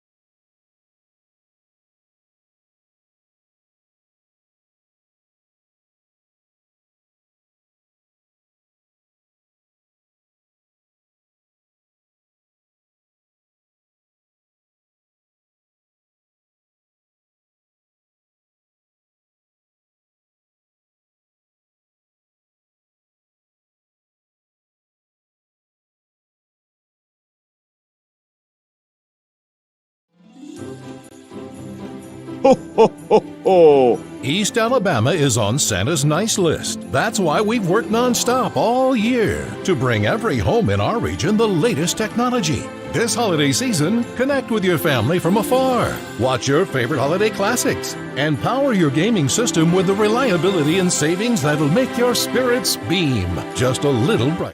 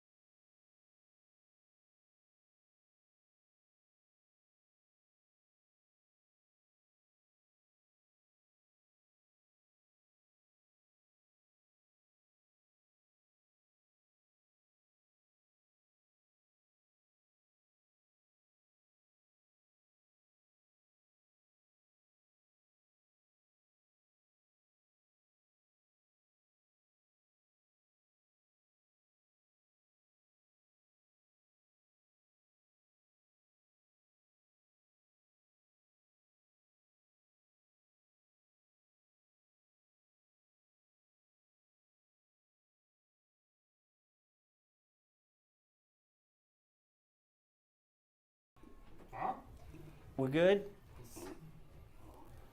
We're back, ladies and gentlemen. Hey, it's going to be the second half here. Glenwood Gators playing Pike Liberal Arts Patriots here for the Class 3 state championship here in the Crampton Bowl. This is Tim Mitchell with Ron, my sidekick, here to announce tonight's game. It is halftime. The score is 21-21. The Gators have had good offense, but their defense has been a little less than what we're used to. I'm not going to say it's lacking, but it's a lot less than what we're used to. The difference in the game, as Ron said earlier, is really the interception, the turnover that the Gators had deep in their own territory that the Patriots turned into a touchdown off of. So the score is 21-all here. I'm going to turn it over to Ron and let him give you a rundown on some of the stats. That's right, Tim. And again, the guy that made the interception for Pike Liberal Arts was number 4, Jay Taylor. And that was something that we did not want to see, but the ball was tipped by the Glenwood receiver. I believe it was Harris, but it might have been Beecham. But anyway, the ball got tipped, and he picked the ball out of the air and ran it in for the touchdown. So anyway, as far as stats are concerned, let's give a good hand for the Glenwood offense. They have done their part. Already, Robichaud has 95 yards rushing on 11 carries with a touchdown, and Jackson's got 1 yard better. He has 96 yards rushing. So, again, both of them had 100 yards in the last game, and I suspect they'll go over that in the next quarter. He has also passed for 89 yards and 2 touchdowns. Both of those touchdowns was to Ron Beecham, and Ron had 4 receptions for 79 yards and 2 touchdowns. The big gun on offense, and this was to be expected, is Mays White. White has run for 53 yards and a touchdown, and he's also passed for a touchdown to the same guy that caught the touchdown pass the last time they played. It was a 13-yarder to Caldwell.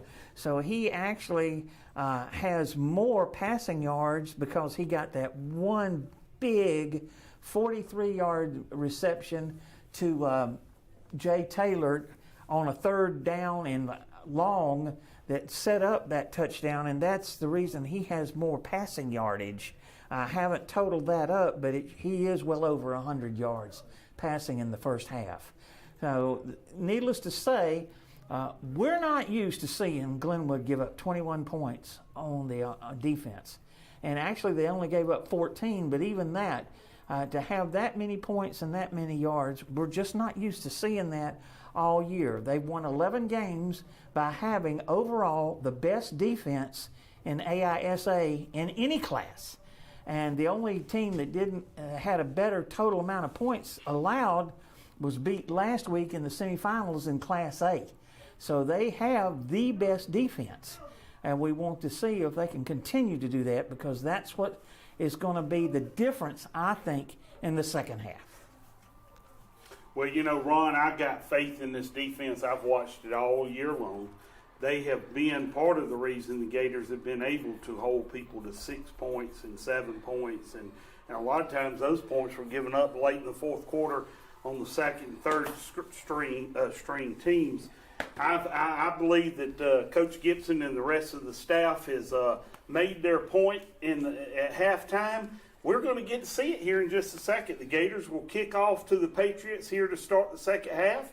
So the Gators will be able to show what kind of defense they truly have. I expect to see a turnover. To be honest with you, I'm going to go ahead and call it.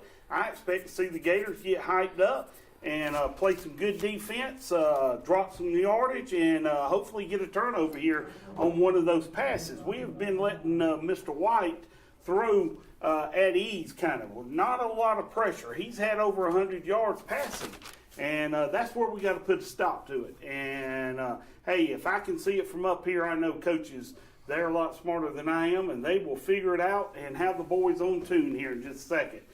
Gators will be lined up here to kick off. We're going to see. I'm going to assume we're going to try to keep it kick deep. That is Ethan Crawl. that will be kicking. And there's the kick, and it's going to go in the end zone. And so the Patriots will start on their own 20-yard line, first down and 10 when they come out.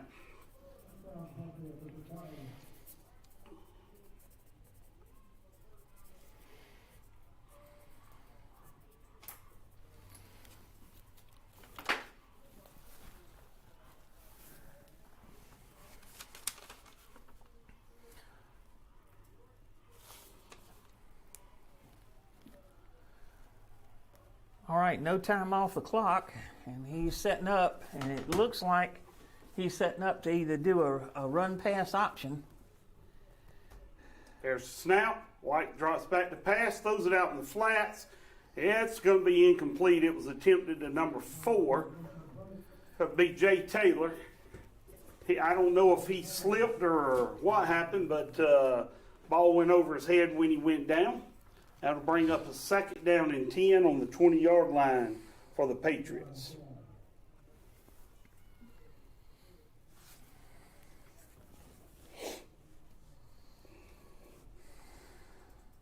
Gators look like they've got 4 on the line. Maybe they're just covering. Yeah, they are. They're going to make a rush. There goes number 2 around the right side. He's going to pick up about 4 yards. They might give him 5. Let's see where they mark him. They mark him on the 24-yard line. So that gives him 4 yards. That'll bring up third down and 6.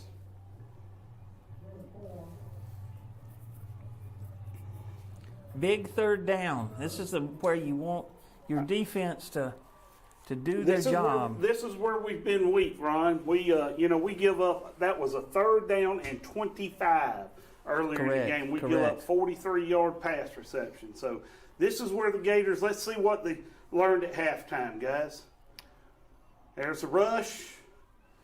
There's the pass, and it is incomplete. And so we hold him. We got the pressure on him. I don't know if you noticed. Number 10, B.J. Snellgrove, had some pressure on him. We did a lot of rushing. He had to make a rush pass and was not able to make an easy pass like he has been. He's been given all the time in the day to make those passes earlier, but that is incomplete. So this is Renfro. Renfro's got a good leg on him now. He's also the field goal kicker and the kickoff kicker, and he's been kicking in the end zone every time. So I'm going to expect him to be able to kick this one a good 30, 40 yards. He kicks it low end over end, and we fumble it, but we do recover it. So the Gators will get the ball on their own 42-yard line. Unfortunately, that's the second time it looks like AJ is. That was not AJ, I don't think. I think that was number 6. That was Tyreek. Oh, I think you're right. Well, if it was, he ran before he caught it. Yeah, you're correct. That was number 6, Tyreek Maples, that time back to receive. He did recover his own drop. So the Gators will line up. Looks like they're going to do it a little different this time, a little different offense. There's a snap. He's going to fake it to Kyle Robichaux, run off the left tackle. He's going to pick up about 3. They're going to mark him down around the 45-yard line, and it'll bring up a second down and 7.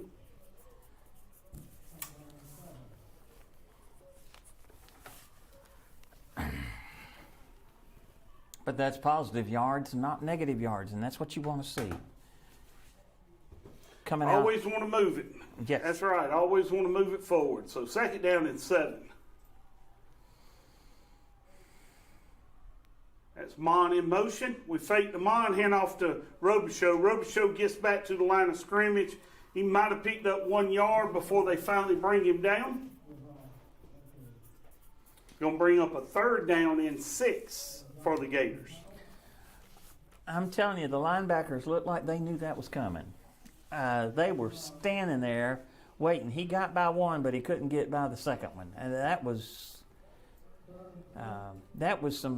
somebody that did their job in the Pike coaching, because they were ready for that.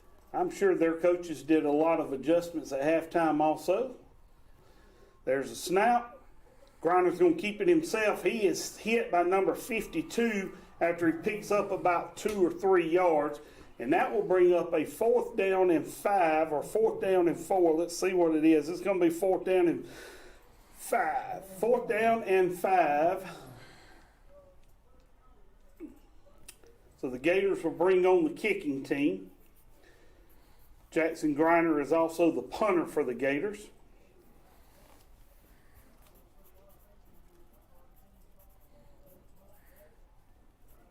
So it looks like both teams did a little bit of adjustment at halftime. This will be the first time the Gators have punted tonight.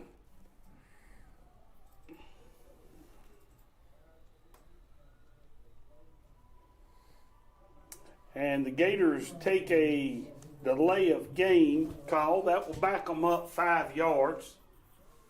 I hope they took that because they feel like Jackson Griner needed the extra 5 yards to keep it in the playing field.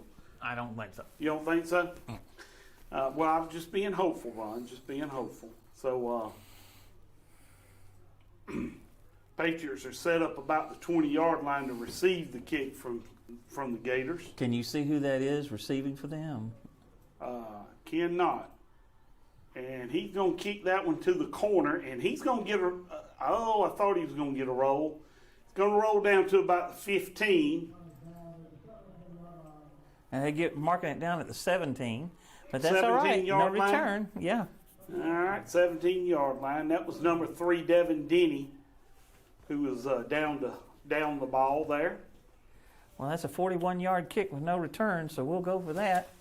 And it's a 1st and 10 for Pike on the 17. So Pike will start this series down. 1st down and 10 on their own 12-yard line. 17-yard line. I couldn't catch it before you caught me, Ryan. You always keep me straight. And he's going to hand off coming around the right side, and nowhere for him to go. And the Gators bring him down around the line of scrimmage. Looks like he does get back to the line of scrimmage. We'll call it 2nd down and 10. That actually was a handoff to Caldwell, which is kind of unusual. He usually doesn't carry the ball, but he got no yards on that wingback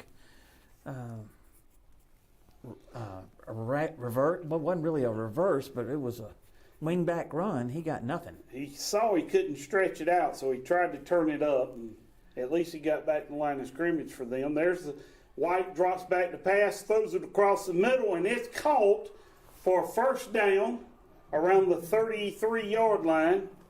That was number 12, Connor Cox, the wide receiver that catches that one. That's the first time we've called his name tonight.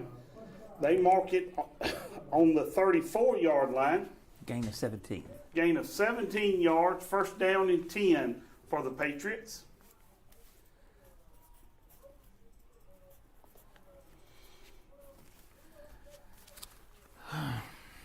Well, there's a snap. He throws it out in the flats. But, hey, Gators read that one all the way. A.J. Harris was there. He got past the defender. He saw the pass coming, snuck by the defender. Number 4 was trying to defend him, but made the stop on number 11, Elijah Caldwell. Drops him for about a 3-yard loss. That will put the ball on the 31-yard line, be 2nd down and 13 for the Patriots.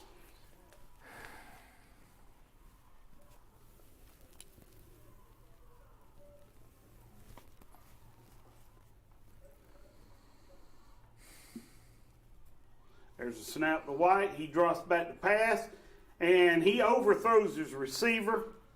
Well, that's probably the poorest pass I've seen him throw tonight. That was attempted to number 4, Jay Taylor, but it was high and behind him. That will bring up a 3rd down and 13.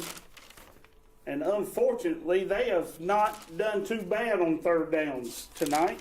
We have not been able to completely hold them on 3rd down and long. See what the Gators dial up. It looks like they got a 3-man front. See if they're going to rush anybody. Jackson Grinder's lined up. He's going to stay, but there's the run, and quarterback's going to keep it. He's going to pick up the 1st down, and he picks it up plus about a yard before he's tackled by number 10, B.J. Snellgrove, on the 45-yard line. So it will be first down and 10 on the 45. He picked up 13 and a few inches or whatever.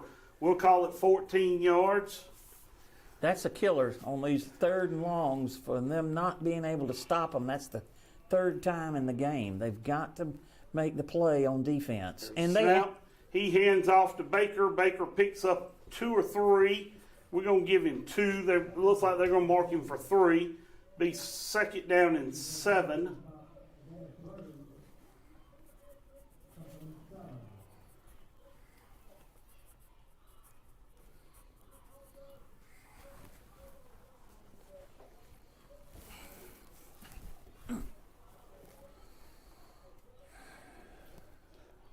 White's going to bring Baker back into the backfield.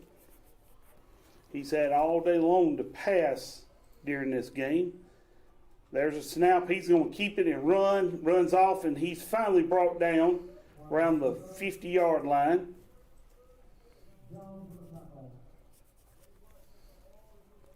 That's number 13, DJ Jones. It's 3rd and 4.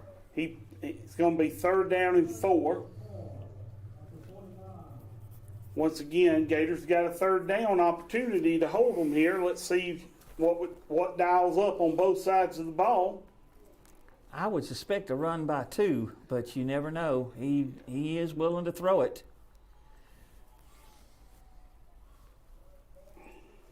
There's a snap. He drops back to pass. He is looking to pass. There's the ball, and it's in. Oh, no! We had that one picked off. That was number 21, Cam Carpenter. He could have walked in the end zone if he held on to it. Hey, it does hold them on 3rd down, though.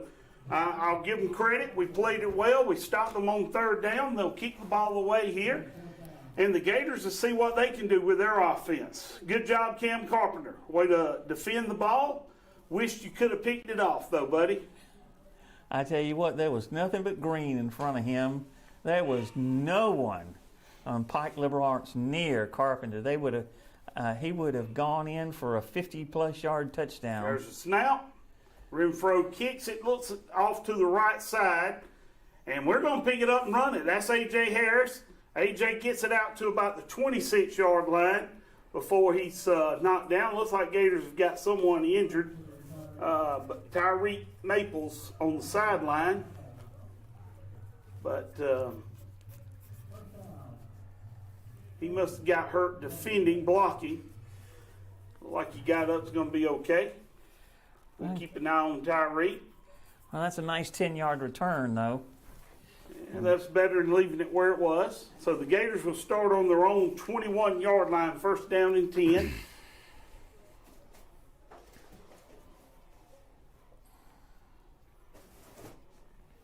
There's a snap. We're going to keep that one all the way. Griner fights his way through. He gets hit at the line of scrimmage, but he still picks up at least 5 yards. Looks like maybe 6. Yeah, it looks like it's closer to 6 than it is 5, so we'll give him 6 yards, bring it up 2nd down and 4. his nose up to the 32. If we can get some positive yardage here and do something on offense, that would be an interesting start to the third quarter, wouldn't you think? Yes, sir. We're almost through with the third quarter. Both teams have been. A snap.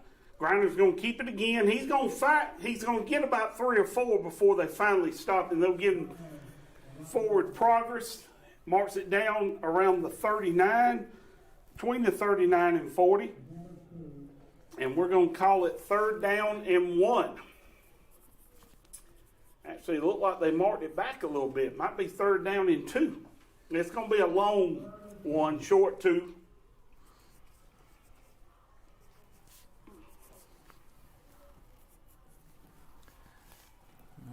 Big 3rd down conversion for the Gators right here. There's a snap. He's going to keep it again. They're going to meet him at the line of scrimmage.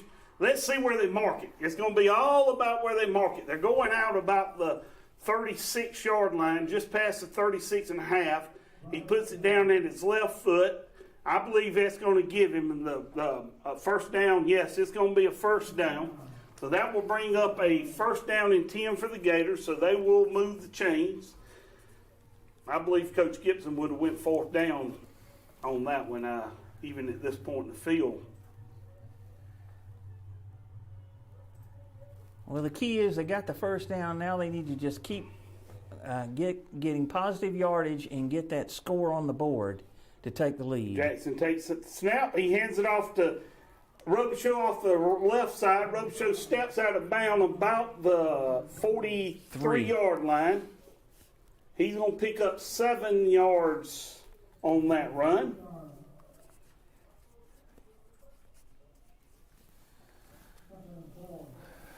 So it will be 2nd down and we'll call it 3. It's not quite 4. We're gonna be on the positive side here for the Gators. They call 3 and it's on the 43. I don't know exactly how that works, but that's all right. Yeah.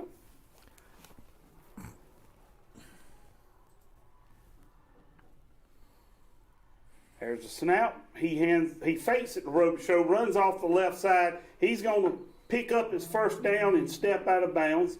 They're going to mark it at the 47? 47 or 48? 48-yard line. They will mark it at the 48. That will be a 5-yard pickup, and that goes 1st down and 10 Gators. This is the driving we need right here. This is the driving the Gators need. Jay Sinclair coming out. Looked like he's either tired or injured or kind of beat up. He might be cramping a little bit. You never know. There's a possibility of that. So there's a snap. Jackson Grinder keeps the ball, runs around the left side, and he's going to step out about the 49 of the Patriots. He's going to pick up 3 yards. Call that 3 yards, and we'll call it 2nd down and 7.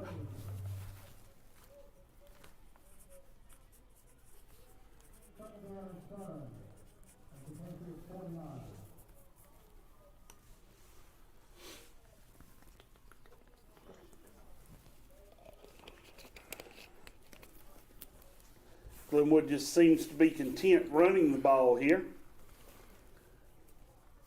There's a snap. Handoff to Kai Robichaux. He's not going to pick up any yards. If anything, he loses 1 or 2. Looks like they're going to mark him down around the 49 of the Gators. That will be a 2-yard loss. Let's see if I can pull my superstition good luck out. You know, usually when the Gators lose a couple of yards, they wind up making a big game thereafter, next play. So let's see if they pick up a big game here on 3rd down.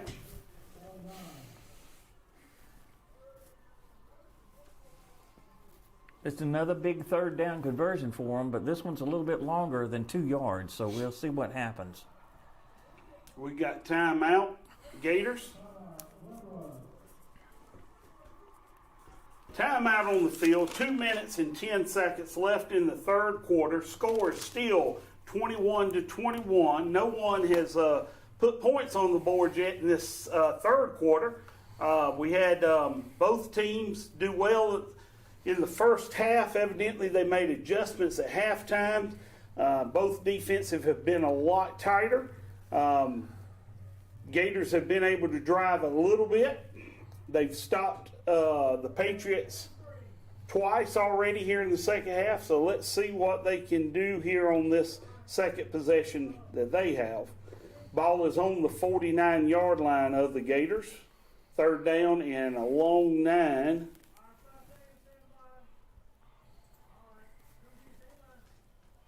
You don't have your best receiver in the game. He is on the sideline, number 2, A.J. Harris.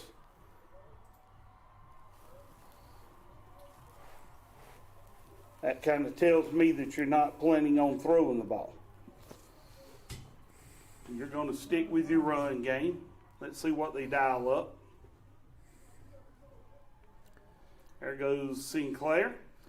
Well, somebody had to come in for Harris since he's not in the lineup. There's a snap. He is going to pass. There's the ball over the middle. Oh, no, it's incomplete. Number 17 was wide open, and that was Ethan Crawl.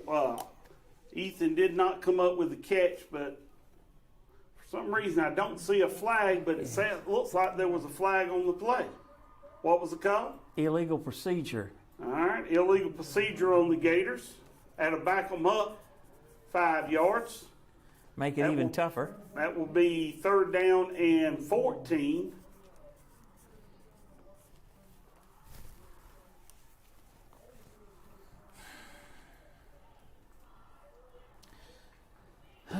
Had the play there. That was the play. He was open. I agree with you. It was We open. just had to not have the illegal procedure, and secure the football. that's right. There's a snap.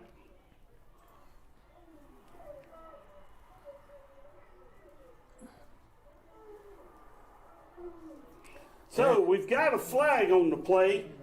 Jackson Griner runs it out. He only picks up a couple of yards.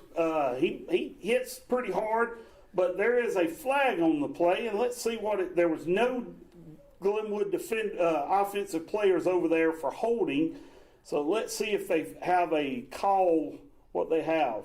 Personal foul, face mask against the Gators.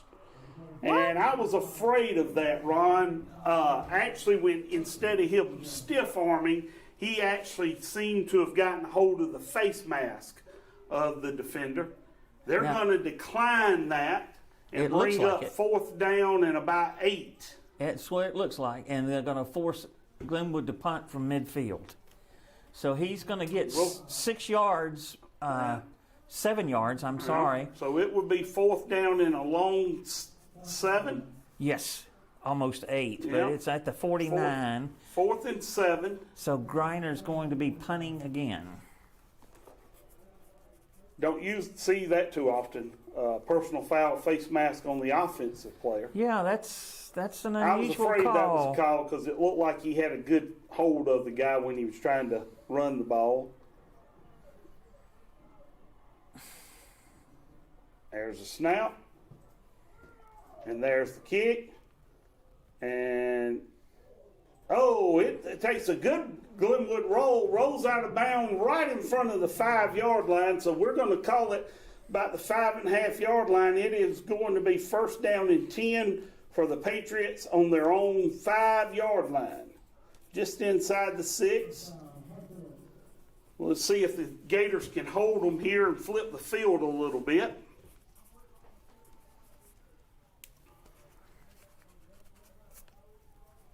Minute and 19 seconds left here in the second quarter. Second half. So minute and 19 seconds left in the third quarter, 21-21. Unless a big play happens, I don't see anyone scoring in the third quarter. That means both defenses tightened up. Going for a pass.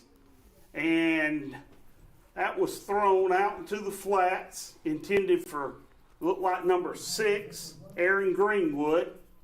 That was number 19, Jay Sinclair, made a move on the ball. I believe if that would have been catchable, Sinclair may have been able to pick that one off. He was in position. Incomplete pass brings up 2nd down and 10. Ball still on the 5.5-yard line.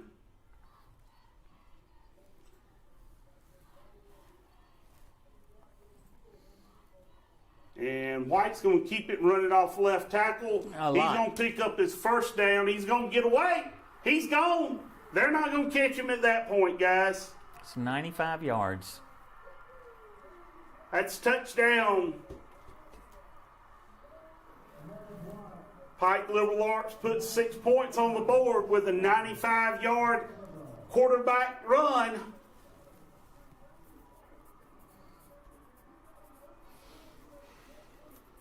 That's not the defense we were hoping to come out the second half.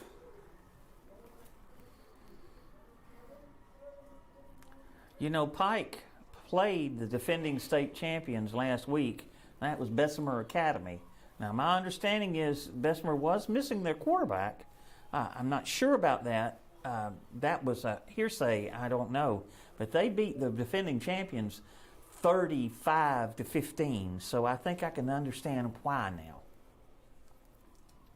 There's a snap. There's the point after attempt, and it is good. Score 28-21. Pike Liberal Arts up on Glenwood with 56 seconds left in the third quarter.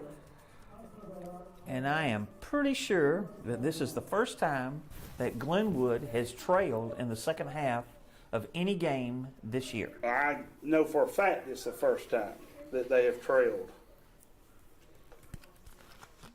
in the second half. So, 28-21. Gators will take the kickoff here in just a second, and we'll see what kind of offense we can put on the board. See if we can break one of those big plays.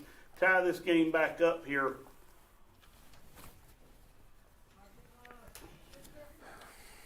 Gators have only had one opportunity to return a kickoff, and we actually slipped and started on our own 4-yard line with that.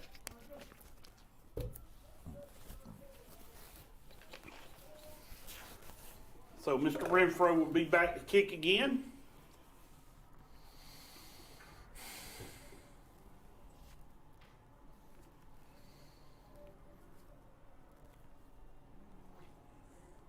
And there's the kick.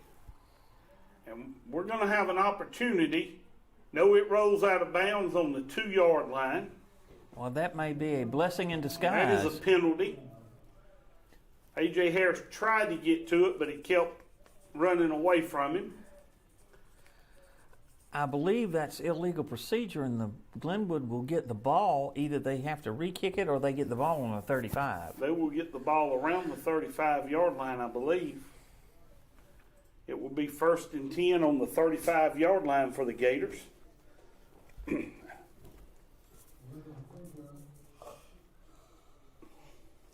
They're going to make them re-kick.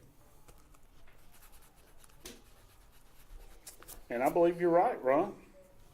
I was looking at the chains over there, and they were already setting the chains up, but evidently Glenwood chooses to take the penalty and makes them re-kick it, which means he's not going to kick it in the end zone, I don't believe, from that location, which means Glenwood will have the opportunity to return this, hopefully. Well, we've got number 19, Jason Clare, and number 2, A.J. Harris, who are both deadly, but they have to pick the ball up and run with it. Can't slip up with it if we pick it up. And we'll see where this one goes. Renfro sets the ball up on their 35-yard line to kick.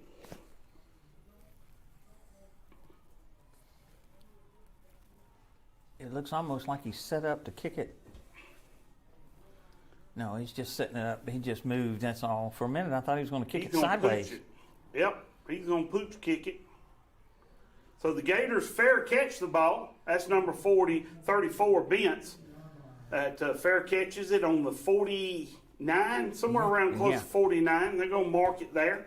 Gators will start midfield, 1st down and 10 on their own 49, we'll call it 48.5-yard line. And let's see if they've got what it takes to put 6 points on the board here.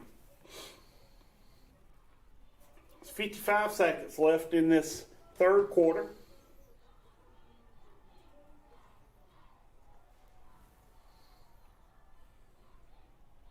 There's the snap. There's the handoff to Robichaux up the middle. Robichaux's going to pick up 2 before they finally stop him. It will be 2nd down and 8.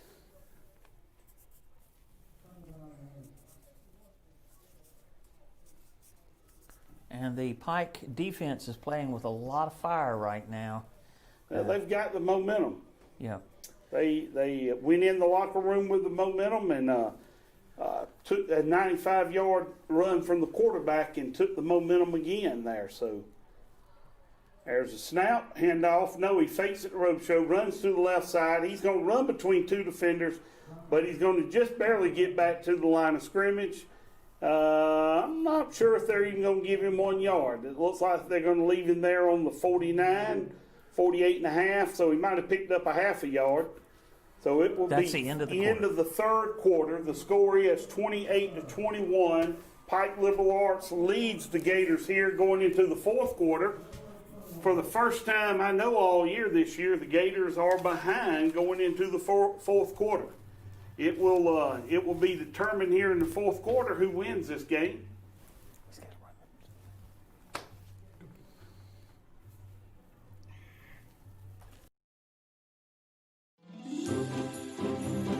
Ho, ho, ho, ho. East Alabama is on Santa's nice list. That's why we've worked nonstop all year to bring every home in our region the latest technology. This holiday season, connect with your family from afar. Watch your favorite holiday classics and power your gaming system with the reliability and savings that'll make your spirits beam just a little brighter.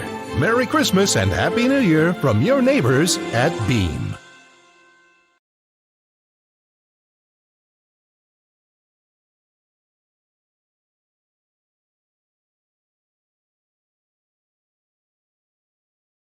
Cut that out.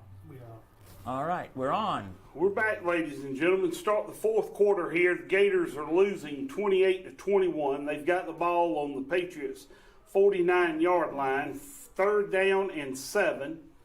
And there's a snap. We fake the Roby show, roll out to the right, and we're going to throw it deep. That is number 22, but he has to wait for it. The defender goes up and comes down with it. That's number 15, Mario Davenport, that comes down with the interception.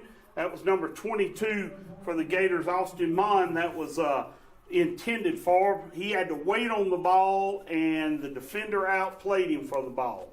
So the Patriots will take over on their own, looks like about the 9-yard line maybe. First down and 10 on their own 9. We got Looks an like official timeout. Davenport is got some cramps there. They're working on him with cramps. Yeah, we got an official timeout. The white cap gave the signal, so we got a timeout. So will be an injury timeout, so they'll work on Davenport.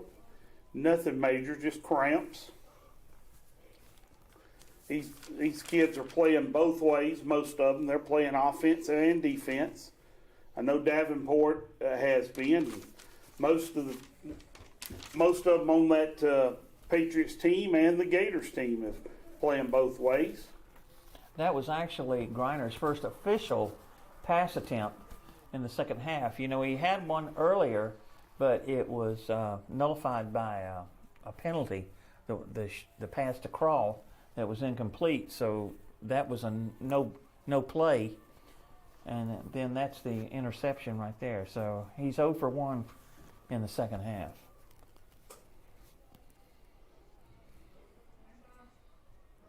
So coming back here, the Patriots will start on their own 9-yard line, first down and 10.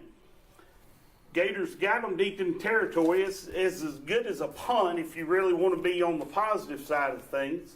So let's see if the Gators can hold them here deep in the territory. So there's a snap, hands off to Baker up the middle. He might have picked up one. Let's see where they mark him. They give him a yard just inside the 10-yard line, but we'll call it a yard. Be second down and a long 9.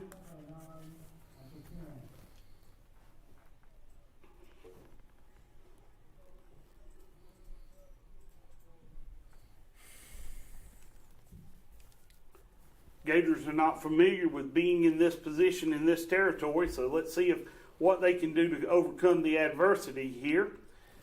White in the backfield to take the snap. He takes the snap. He's looking to pass. He's got his man out in the flats. He's going to pick up the 5 and the 10. He's going to push him out about the 19-yard line, which is going to be about a first down. Was the catcher. 20 Number caught 20, the ball. Baker was the receiver on the play. We're going to call that a first down, be first and 10.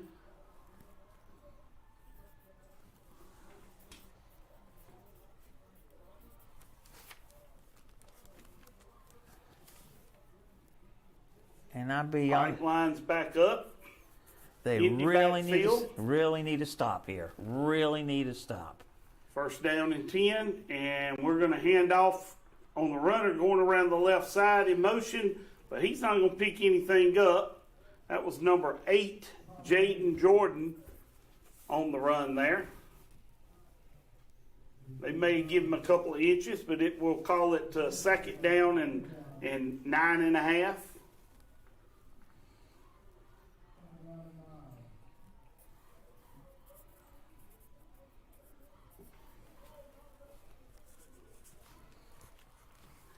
Gators played that run real well. So let's see what pass with. This has been the MO. They run short play and then throw a pass out in the flats, and they throw it to number 4 across out in the flats, coming across the side on the slant, and he catches it around the 32-yard line. The Gators finally bring him down and brings up another first down.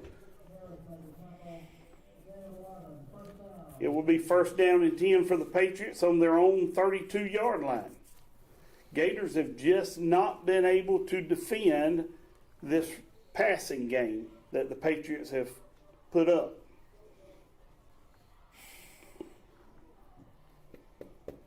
First down and 10, 32-yard line.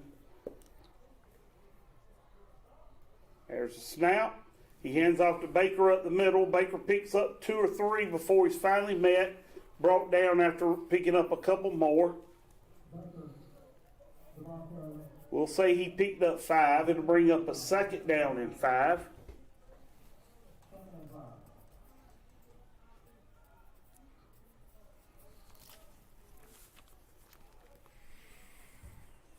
Gators need a big play. They need something drastic to happen to flip the momentum on the Patriots here in this fourth quarter, 9 minutes and counting. One of the keys is that right now Pike has the lead in the turnover department.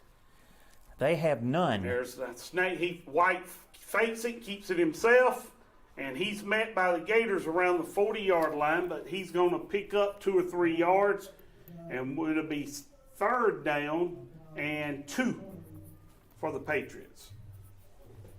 They're going to actually mark it on the 40, just shy of the 41-yard line.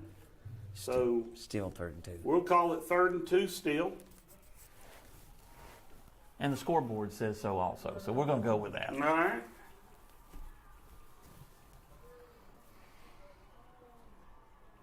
Patriots bring everybody in tight.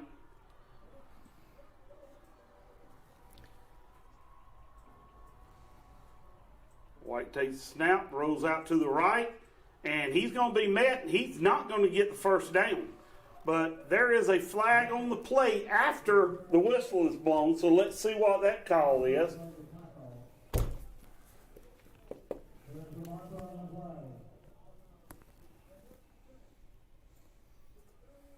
Head referee's making the call. Personal foul, face mask against the Gators.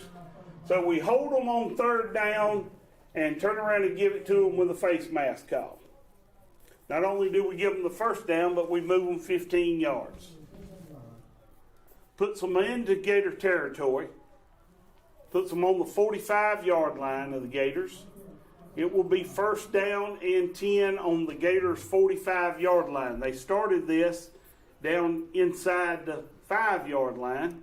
9. On the 9, inside the 10-yard line. So they were deep in their territory and have pushed this one out. Gators need a stop or a turnover, or if they get a score here, that could secure the win. I hate to be saying that. As a snap, hand off to Baker off the right side. He's going to pick up 10, bring him down after he gets about 12 yards. They're going to mark him on the third, after he picks up 13 yards down on the 32-yard line. That will move the chains once again. First down and 10 for the Patriots on the Gators' 32-yard line. What this is reminding me of is that fourth quarter Morgan Academy drive that they took them 7 minutes to finally get on the board, but they scored their only touchdown of the game. And this fourth quarter drive is looking the same way as that drive for Morgan. I think Glenwood is getting a little tired, and the momentum is not in their favor. There's a snap. He's going to run it up the middle, dance around. He's going to pick up. No, ball's on the ground. It looks like the Patriots get it, though. Patriots do pick the football up. There was a fumble on the play.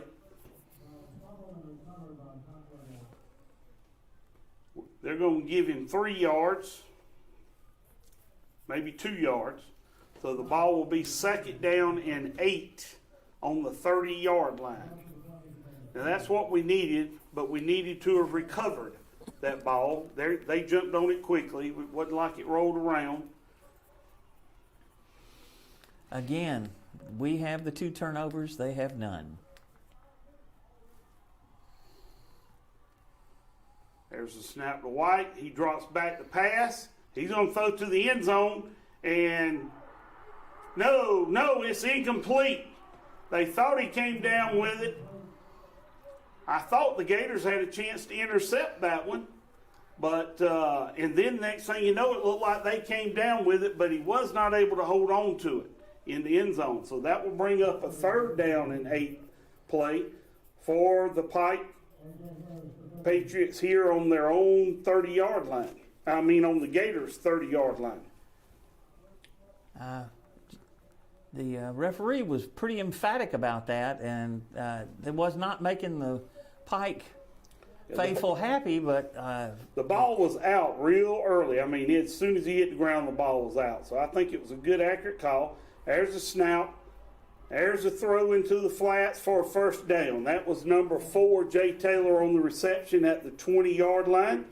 That will give them the 1st down. 21. And they're going to mark it on the 21-yard line. That'll give them the 1st down. And the Patriots continue to move this ball.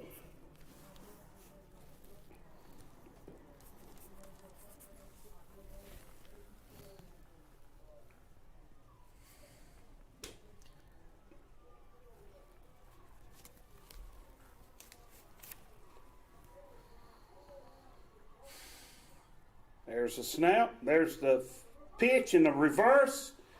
And that is Tyreek's trying to get him. He gets about a yard. They mark him out about the line of scrimmage. It's going to bring up 2nd down, and we'll call it 2nd down and 10. Who was that was running the play? That was Tyreek that was trying to run him down from behind.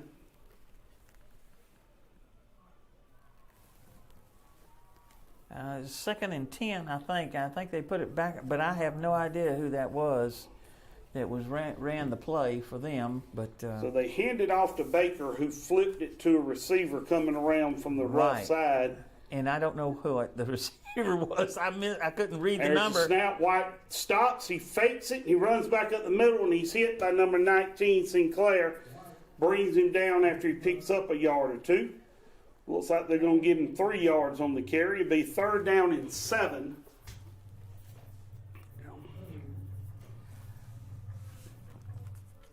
Here's the thing. Their kicker, it looks like to me, is extremely good. If Glenwood were to bow their necks and stop this play, would they go for the field goal or go on 4th down? I believe with 5 minutes left in the game, that coach was going to put 3 points on the board. He's going to take the points. That's 2 scores up on Glenwood with 5 minutes left in the game. So. Yeah. Well, Tim, I think you're right. Snap, but we've got White has plenty of time. He throws the ball to number 2 out in the flats, and he's finally brought down on the 9-yard line. 8.5.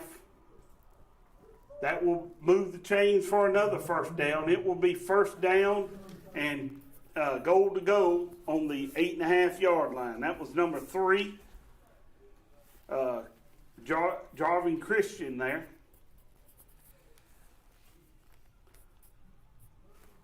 Looks like Sinclair will come out with cramps.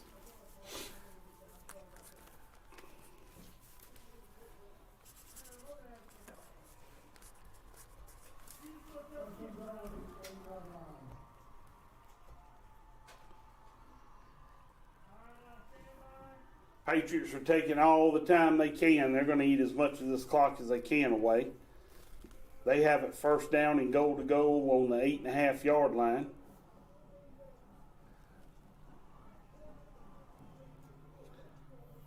There's a snap. Hands off to Baker off the right side. Baker's going to get back to the line of scrimmage, hope maybe, and A.J. Harris brings him down. Looks like it's going to be on about the 8.5, 9-yard line again. Yeah, I don't think he got anything. I think it's 2nd and goal.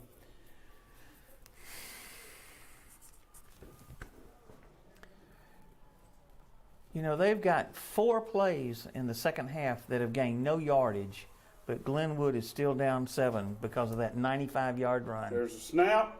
He's looking to pass, and he's got all day. He's rolling back to the right, going to keep it himself, and he's going to get in. That's touchdown. I don't see. Yes, there's a call by the referees. It is a touchdown.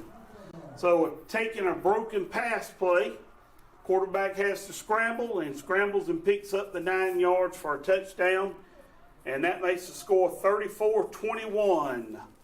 Pike Liberal Arts up on the Gators with 3 minutes and 42 seconds left.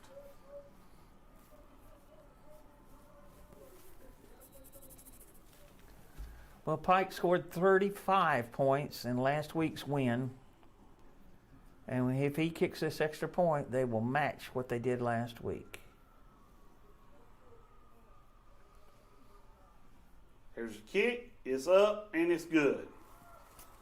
That makes the score 35-21. Pike Liberal Arts up on the Gators with 3 minutes and 42 seconds left in the game. That puts the Gators in a tough position right there. You're down 2 scores with just 3 minutes and 42 seconds. We know the Gators can score in 1 play, 2 plays, but then they have to get the ball back. And they have not shown this second half that they can take the ball away from the Patriots. Haven't been able to make them turn the ball over. I'm not sure if they have. Patriots did punt in the 3rd quarter, but they have not punted in this 4th quarter at all.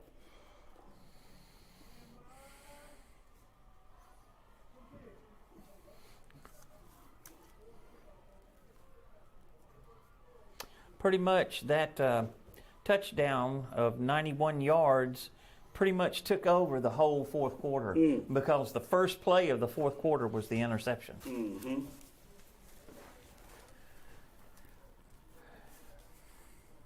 Like I say, very similar to the 8-minute drive that Morgan had in the 4th quarter, too. It's going to go deep, but we're going to be able to return it. That's A.J. Harris. No, that's Sinclair with the ball. Sinclair bounces it out, rolls. He's on the sideline, but he gets pushed out by number 1 down around the 40-yard line. They're going to mark him at the 39. So the Gators will start this drive, which may be their last attempt to drive, on their own 39-yard line, 1st down and 10.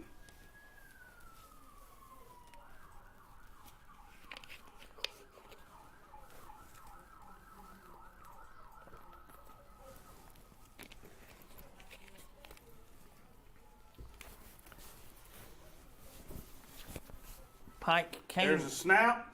Throw out to the flats to A.J. Harris. A.J. steps out at the 45. Stops the clock. Picks up 6 yards. It'll be 2nd down and 4.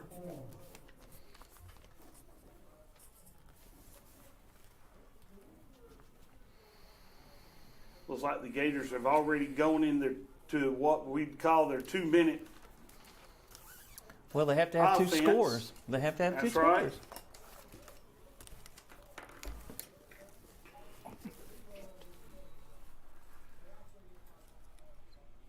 Looks like we've got a timeout.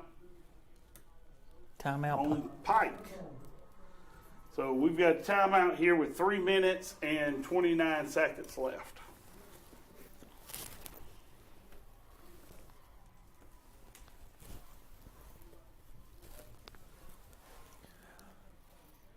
Well, Tim, we're almost done for the year. We got 3 minutes and 29 seconds. I just want to say real quick that it's really been enjoyable working with you this year. We've had some really exciting games, and getting all the way to the championship game 2 years in a row. This is my first time actually doing a televised event in the championship game, although it's my 3rd time being here being at the championship in the last 10 years, but it's been fun. It really has. This is not going the way that we would like it to go, but certainly we've had some exciting football all year. We have had some tremendous football. I've seen some great play, great athletes on the Glenwood team, and that's one thing Coach Gibson talked about early in the year about how athletic this team is. Really thought this was the best chance they had. And so with 3 minutes left, where Jackson Griner runs up, and he steps up, tries to pick up a few yards. He might have got one. They're going to bring him down around the 46-yard line. It's going to be 3rd down and 3.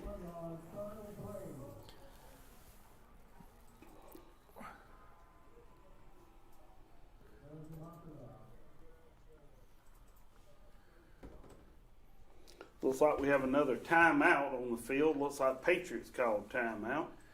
For some reason, the coach over there is a little bit fussy. I'm not exactly sure what the deal is, but he was not happy. Let's see. Looked like there might have been a flag thrown. It was. It may have been a sideline penalty against Pike. May have been just probably just going to be a sideline warning. First one is usually a warning. Right. If he throws it on him again, it'll be it will be a penalty. I think that's why he went ahead and threw the flag to be absolutely sure. 3rd down and 3. There's a snap, and he's looking for Mon. He's going to roll out to the right. We got a penalty, and it looks like they're going to have a face mask. Looks like they're going to have a face mask on the Patriots, I hope. I'm not sure. There's quite a few penalty flags. Of course, that was a Griner running it, and he has been known for face masking himself, so that will be a 1st down. That will give the Gators a 1st down. It was face mask against the Patriots. Gives them new life. Certainly they could appreciate that. Gives the Gators yardage and a 1st down. 1st down. Moves them into the Patriots' territory. Puts the ball on the 40-yard line. Glenwood here with 1st down and 10 on the Patriots' 40-yard line. 2 minutes and 41 seconds left in the game. They have used up about a minute with this drive so far. Need to move it a little faster, a little further. There's a snap. Griner is going to be sacked for the 1st time. So they have him in the grass. Let's see if they call him down or if he actually got the ball off. There was a receiver in the area. There was a receiver. Number 17, Crawl, was in the area. They're going to call that an incomplete pass. Only his athletic prowess was able to get that call. So it will be 2nd down and 10 from the 40-yard line. So that was close to a 13-yard quarterback sack right there. That would have been the 1st sack of the night on. Yes, it would. On Jackson, but he was able to get the ball off into the area of a receiver. And teams have not been able to put pressure on their passing attack. I'm disappointed that they're not doing it. And we are intercepted again, guys. Guess what? That's going to be ball game. Looks like number 11. Oh, no, number 7 runs him down, it looks like. 11 intercepted the ball, it looked like to me. It looked like McLean. But number 7 for the Gators, Kyle Robichaud, stops him on about the 8-yard line, but I'm not sure if he slowed down on purpose just to keep from giving the ball back to the Gators so soon. That allows Pike to run some more time off the clock here in the game. I'll be honest with you, I don't know if they're going to do that. I think they're going to go for a score. Well, I think they'll go for a score, but what it did was it allowed them to run a few plays rather than turn around and kick it off right off to them. Yeah, but, of course. Usually don't do that when you're 2 scores up. But it's different when it's... There's a snap. White's going to roll off the right side. He's going to pick up 3. Gets it down to around the 5-yard line. And we got flags on the field, and those are usually flags of aggravation there. Yeah, flags of frustration.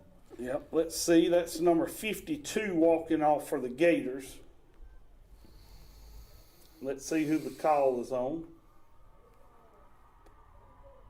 Unsportsmanlike on Glenwood, and ejected. So Moore has been ejected for unsportsmanlike conduct.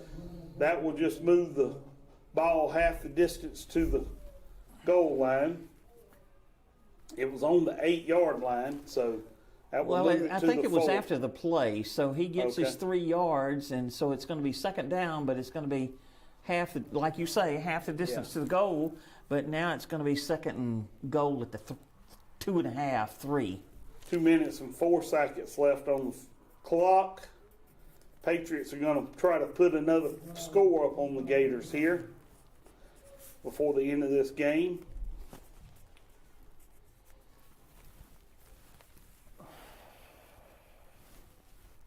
Second down, goal to goal on the 3-yard line. They're calling it the 2 on the scoreboard. We really can't see where it is. It looked like it was on, but the sideline markers got it on the 3. So we're going to go with what you said, Tim. You see the sideline marker? That's what I was looking at when I called it, was the sideline marker. I think it's a 3. So it's just inside the 3. Well, I suspect burn a lot of time and try to get a touchdown. And White goes up, but he's not going to get in this time. They stop him short of the goal line. They're going to mark him just right at the goal line and be third down and goal to goal on inches.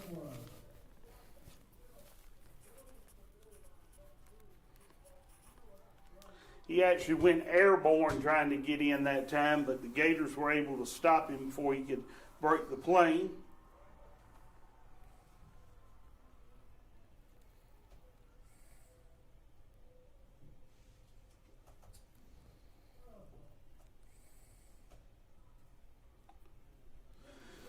Well, it's I watched films. I did not expect this, Ron. I expected the Gators to be able to pull this win out. I knew it was going to be a close game. I felt like it'd be a lot closer than the score was the first game, but I didn't feel like it would ever have been this situation. I've watched the Gators play this year, and they have played some good games. I think some of the problem may have been that they hadn't had to play too many fourth quarter games, and some of the errors we just could not recover. Our defense did not play what we normally see. This was not what we have seen all year long defensive-wise for the Gators. They have been one of the main reasons. So they line up in a wildcat. He tries to go over the top, but he don't get it. They mark him at the goal line again. It will be fourth down, goal to goal at the goal line again. So I don't see why they just don't kick the field goal. But yeah, that's what I expected. I'm thinking, get some sure points. That's closer than an extra point. Glenwood calls a timeout. That's their last one, I think. That will be their last one. Looked like Pike was going to line up to take a 3-point attempt.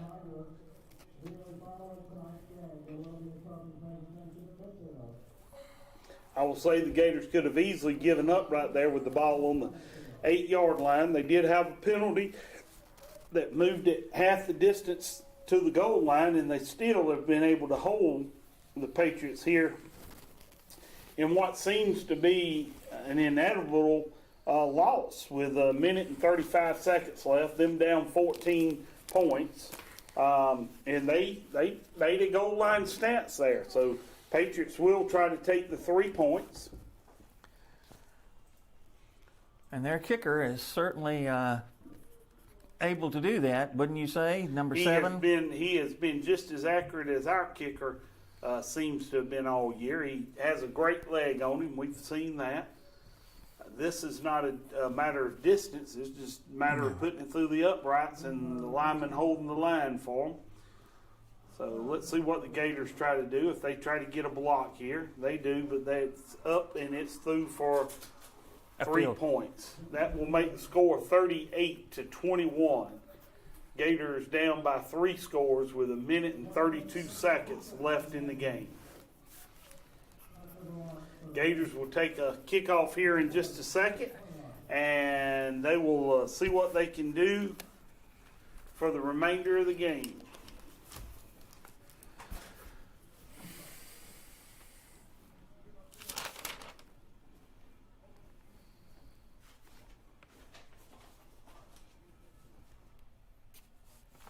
What you need?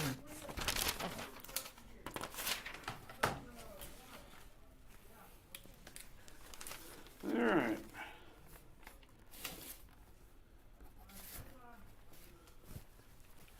We just got word there is another playoff game of interest to those in the Phoenix City area right down the road from here. Central is in the playoffs as well.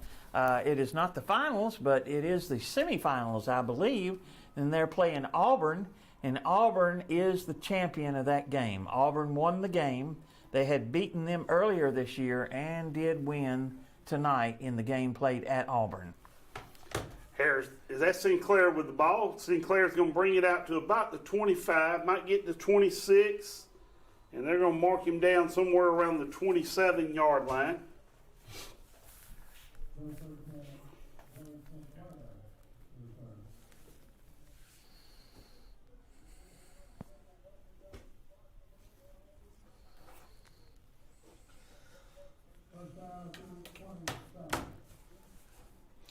So the Gators will start this last drive, 1 minute and 20 seconds left on the clock with 1st and 10 on their own 22-yard line.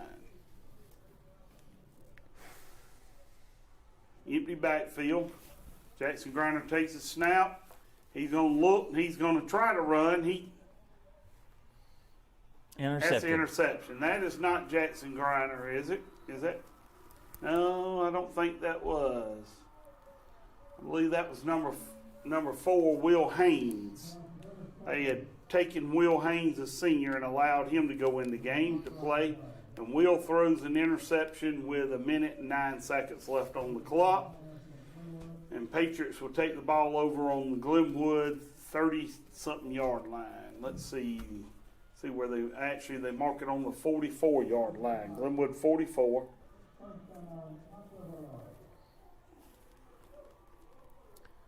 Now they were saying there was a penalty on Glenwood in the play, and the penalty is declined, and Pike will get the ball with 1 minute 9 left.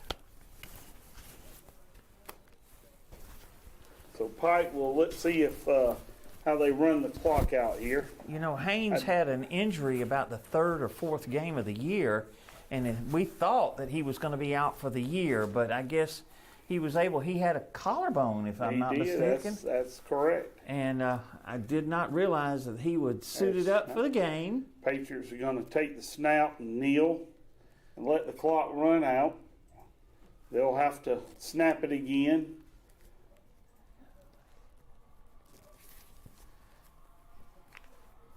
So with less than a minute left on the clock, Patriots will wind up taking another snap here in just a second. This game will be over. The season for the Gators, unfortunately, did not end the way that they wanted it to or the way we wanted it to. They will take a 38-21 loss from the Pike Liberal Arts Patriots.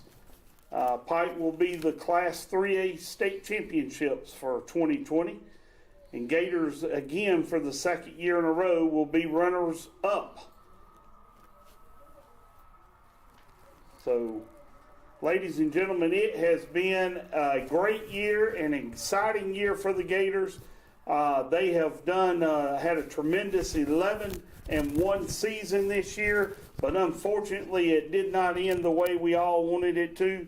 We wish the boys best of luck as they move into basketball season and baseball season for those kids that were baseball players and came out and played this year. So we appreciate you being with us here at CTV Beam, and we encourage you guys to watch us next year as we come back with the Gators in the Swamp 21 season. The one thing is that win for Pike, that matches Glenwood's wins of 11. So they were 11 with the 2 losses, one going to Patrician and the other one to Glenwood during the regular season, which is the reason why seed in the region. You know, Pike actually lost to Chambers Academy. Chambers, yeah, who won the Class 2A state championships tonight just before this game. It was Chambers, not Patrician. You are correct. So, well, ladies and gentlemen, you have a great night. God bless you, and we will see you next year.